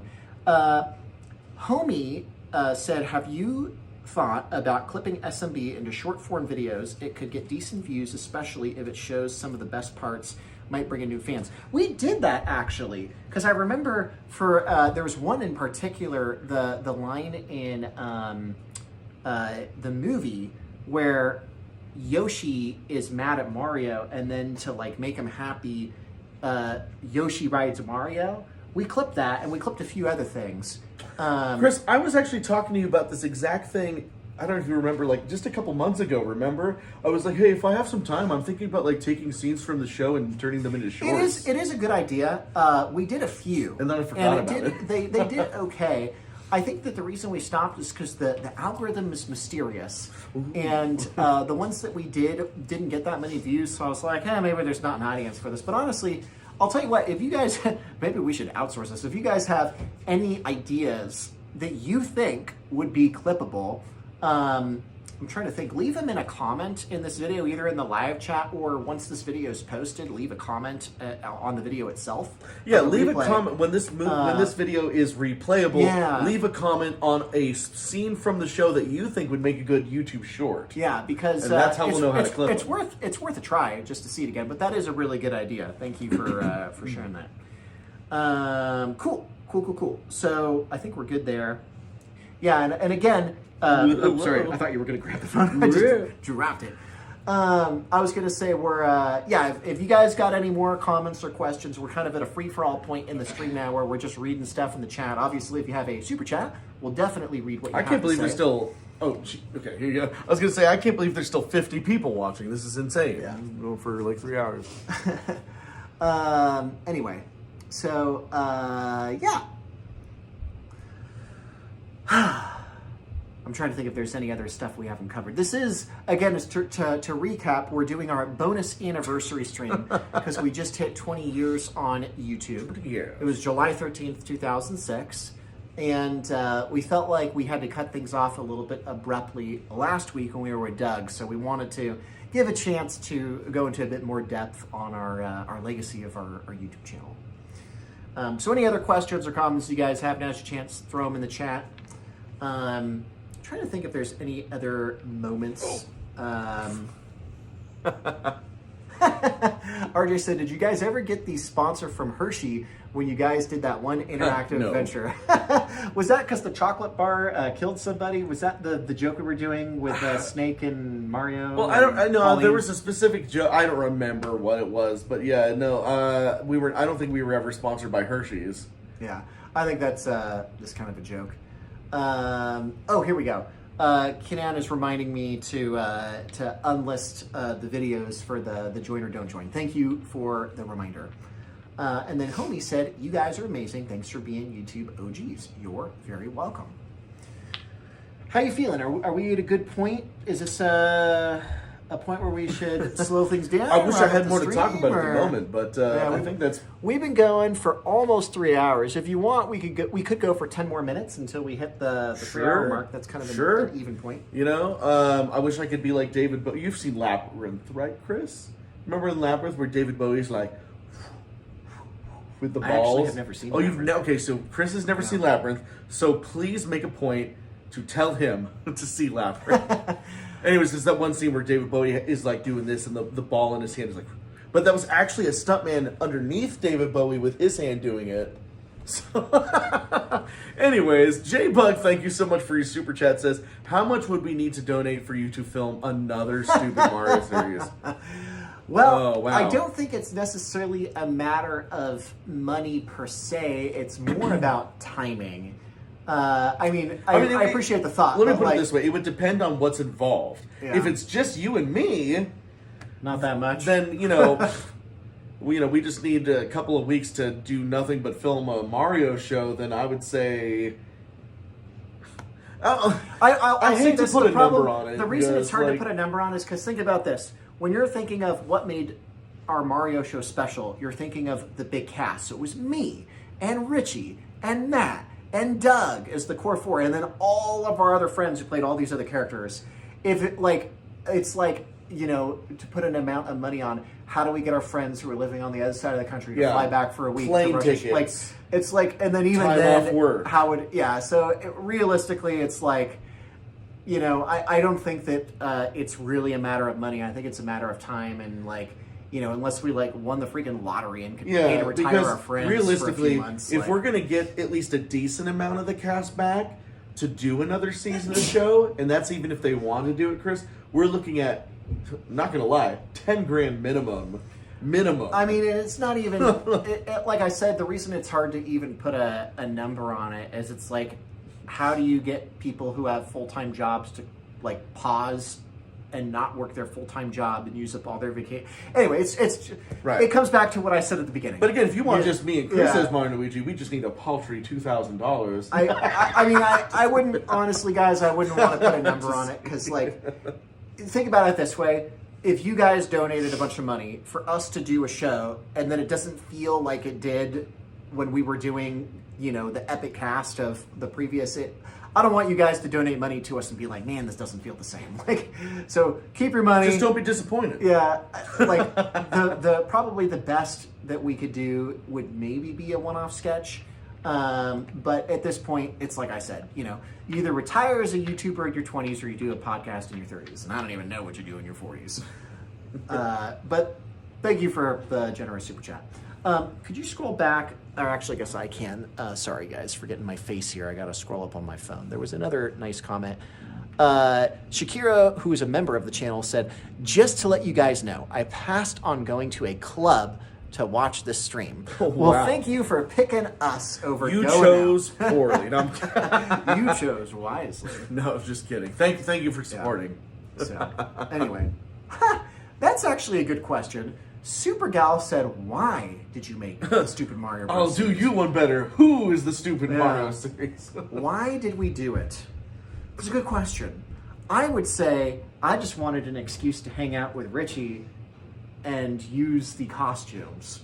But I don't know. It's a very deep question. I'd say. I mean, again, it was an idea Yeah. that we wanted to execute and make. We had no idea it was going to be a series. I just wanted to make a fun Mario video. You know what? And then, I think I got the answer. I wanted to make our friends laugh. Because I remember when we were talking in the stream originally, what made the King Arthur videos interesting is that we made our classmates laugh. So that's the answer. I liked making our friends laugh. Rebel Randy says, imagine if you direct a whole new team cast. And thank you for your super chat, by the way. If we did a reboot with a new cast. People have joked about that, about a passing of the torch or Stupid Mario Bros. Next Generation, where we get a group of Gen Z TikTokers and we pass the torch to them. So the problem with that is that none of us got paid, because we were all in high school and we were all just doing it because we loved it. If Chris and I were to do a new show and hire a new cast, we'd have to pay them. And with what money? I'm sitting here on my leather couch that's falling apart with, my Seinfeld shirt that I've had for a decade, and I'm rolling D20s in my hand. It works better as an idea than actuality. If you think about it, you just imagine it being perfect, there is something kind of fun thinking about a passing of the torch to the next generation. It works great as an idea. But if you think about how we would literally do it, it wouldn't work because you'd be like, well, I don't know who these guys are and I don't have any emotional attachment to them and I wasn't watching them when I was a kid or a teen. So just keep it as something in your imagination because the reality would not live up to expectations. That's my thought. Unless it did not. And we are now at 2:56. So I think, we were a few saying, more minutes? We'll go a few more minutes once we hit the 3-hour mark. I think that's. I want to say special thanks to Rode, who did not sponsor this video, but we did buy from them our microphones. Yeah. So. And I would also like to a special thanks to who made your laptop, Chris? Gamers Empire? Special shout out to Gamers Or no, Empire. it was Republic of Gaming. Republic of Gaming. I don't even Special know shout- if they make...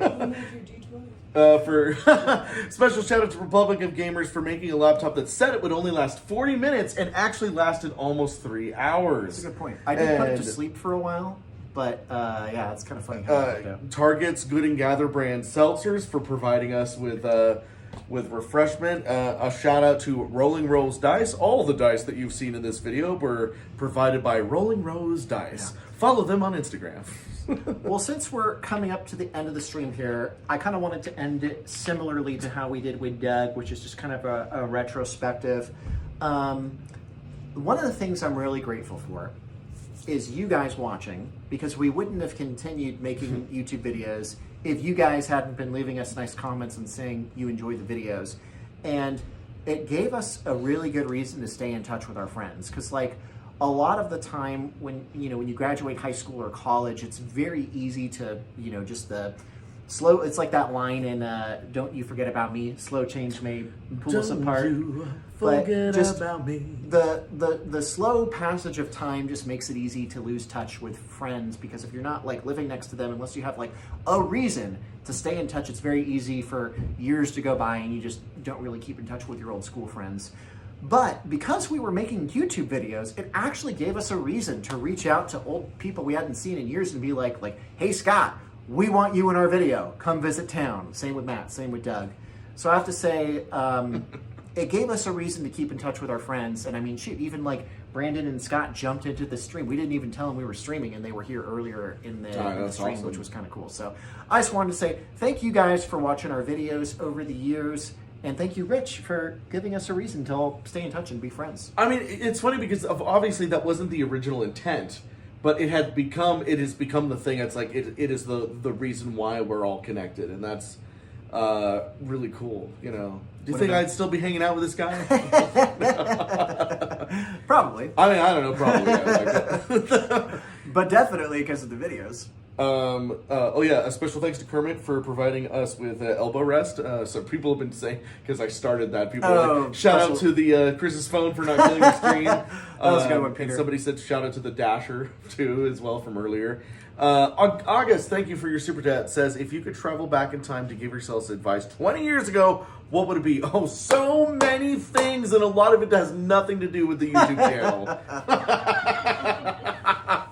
I mean, there's like the serious stuff, and then there's the wholesome stuff. There's always the joke like invest in Bitcoin, but that's a good one. I'll give the wholesome answer, which is, I would have told myself, appreciate that moment in your life when all of your friends are still around, and just enjoy the small moments of goofing around with your friends, because like there's that period of time when you're kind of transitioning from like high school to college to young adulthood to like adulthood, where you see your friends less and less. So all I would say is just appreciate the moment of that era in your life when you get to see your friends all the time, because that's, a short period in your life that you don't really get to enjoy their company. But also, giving your past self from 20 years ago $2,000 to invest in Bitcoin, and you got to tell, but you got to pull out right in like 2020 at the height of COVID, because like that's when it's going to hit. It's like and like don't go past it any. You just like make like millions of dollars. That's the real trick. No, but I was gonna say, if I could give myself advice, it would be that, again, we didn't know how live streaming was gonna work back in the heyday, but I would say I think the real trick is that we didn't try hard enough when Stupid Mario Brothers was at its peak to transition into another show. I say this all the time. What we should have done is we should have started a kind of like YouTube news, but a little bit more serious, like we're doing right now. We should have started a talk show around season 3 of Stupid Mario Brothers and did it like every day, and had that been the show. So that way, when Stupid Mario Brothers ended, people stuck around for the other show, because we didn't do that. And when Stupid Mario Brothers ended, and there was kind of a limbo where we were barely touching YouTube there for a couple of years, we lost a lot of the fan base. Yeah. And so we should have really transitioned into another show that people could then get used to, that could have eventually evolved into a live show once live became a thing. So that's what I would tell my younger self, is you need to create a live format show. I agree with Rich on that. Be campy to it. I going back in time, I do remember there was this period of time around 2012 where like I mentioned earlier, there was the algorithm shift to long form stuff, and it was people who were doing podcasts and long form Let's Plays were doing really good in the algorithm because it was pushing long form content. So if I could go back in time, I wish that we had either jumped on Twitch and started doing gaming live streams because that was really, really popular back then, or I wish that we had started doing a podcast, because if we had done that, we could have rode that new wave of transitioning. Oh, do you want to say that? My sister sent me a picture of her watching our stream right now. And I just Hey. want to LOL. Sam. Does she want us to shout her out? I don't know if she wants us to shout her out. Hello, Richie's sister. It's Catherine. Your other sister. Yeah. Anyway, the point was, That's if I could pretty go back in time, I wish that we had done a different thing. Because here's a thing I remember. I remember when Rich and I were at VidCon, there was a stigma briefly during the YouTube transition when gaming YouTubers were coming up. And people were like, when I think of YouTube, I think of like Smosh doing sketch comedy, or people doing high-end, like high-quality YouTube videos.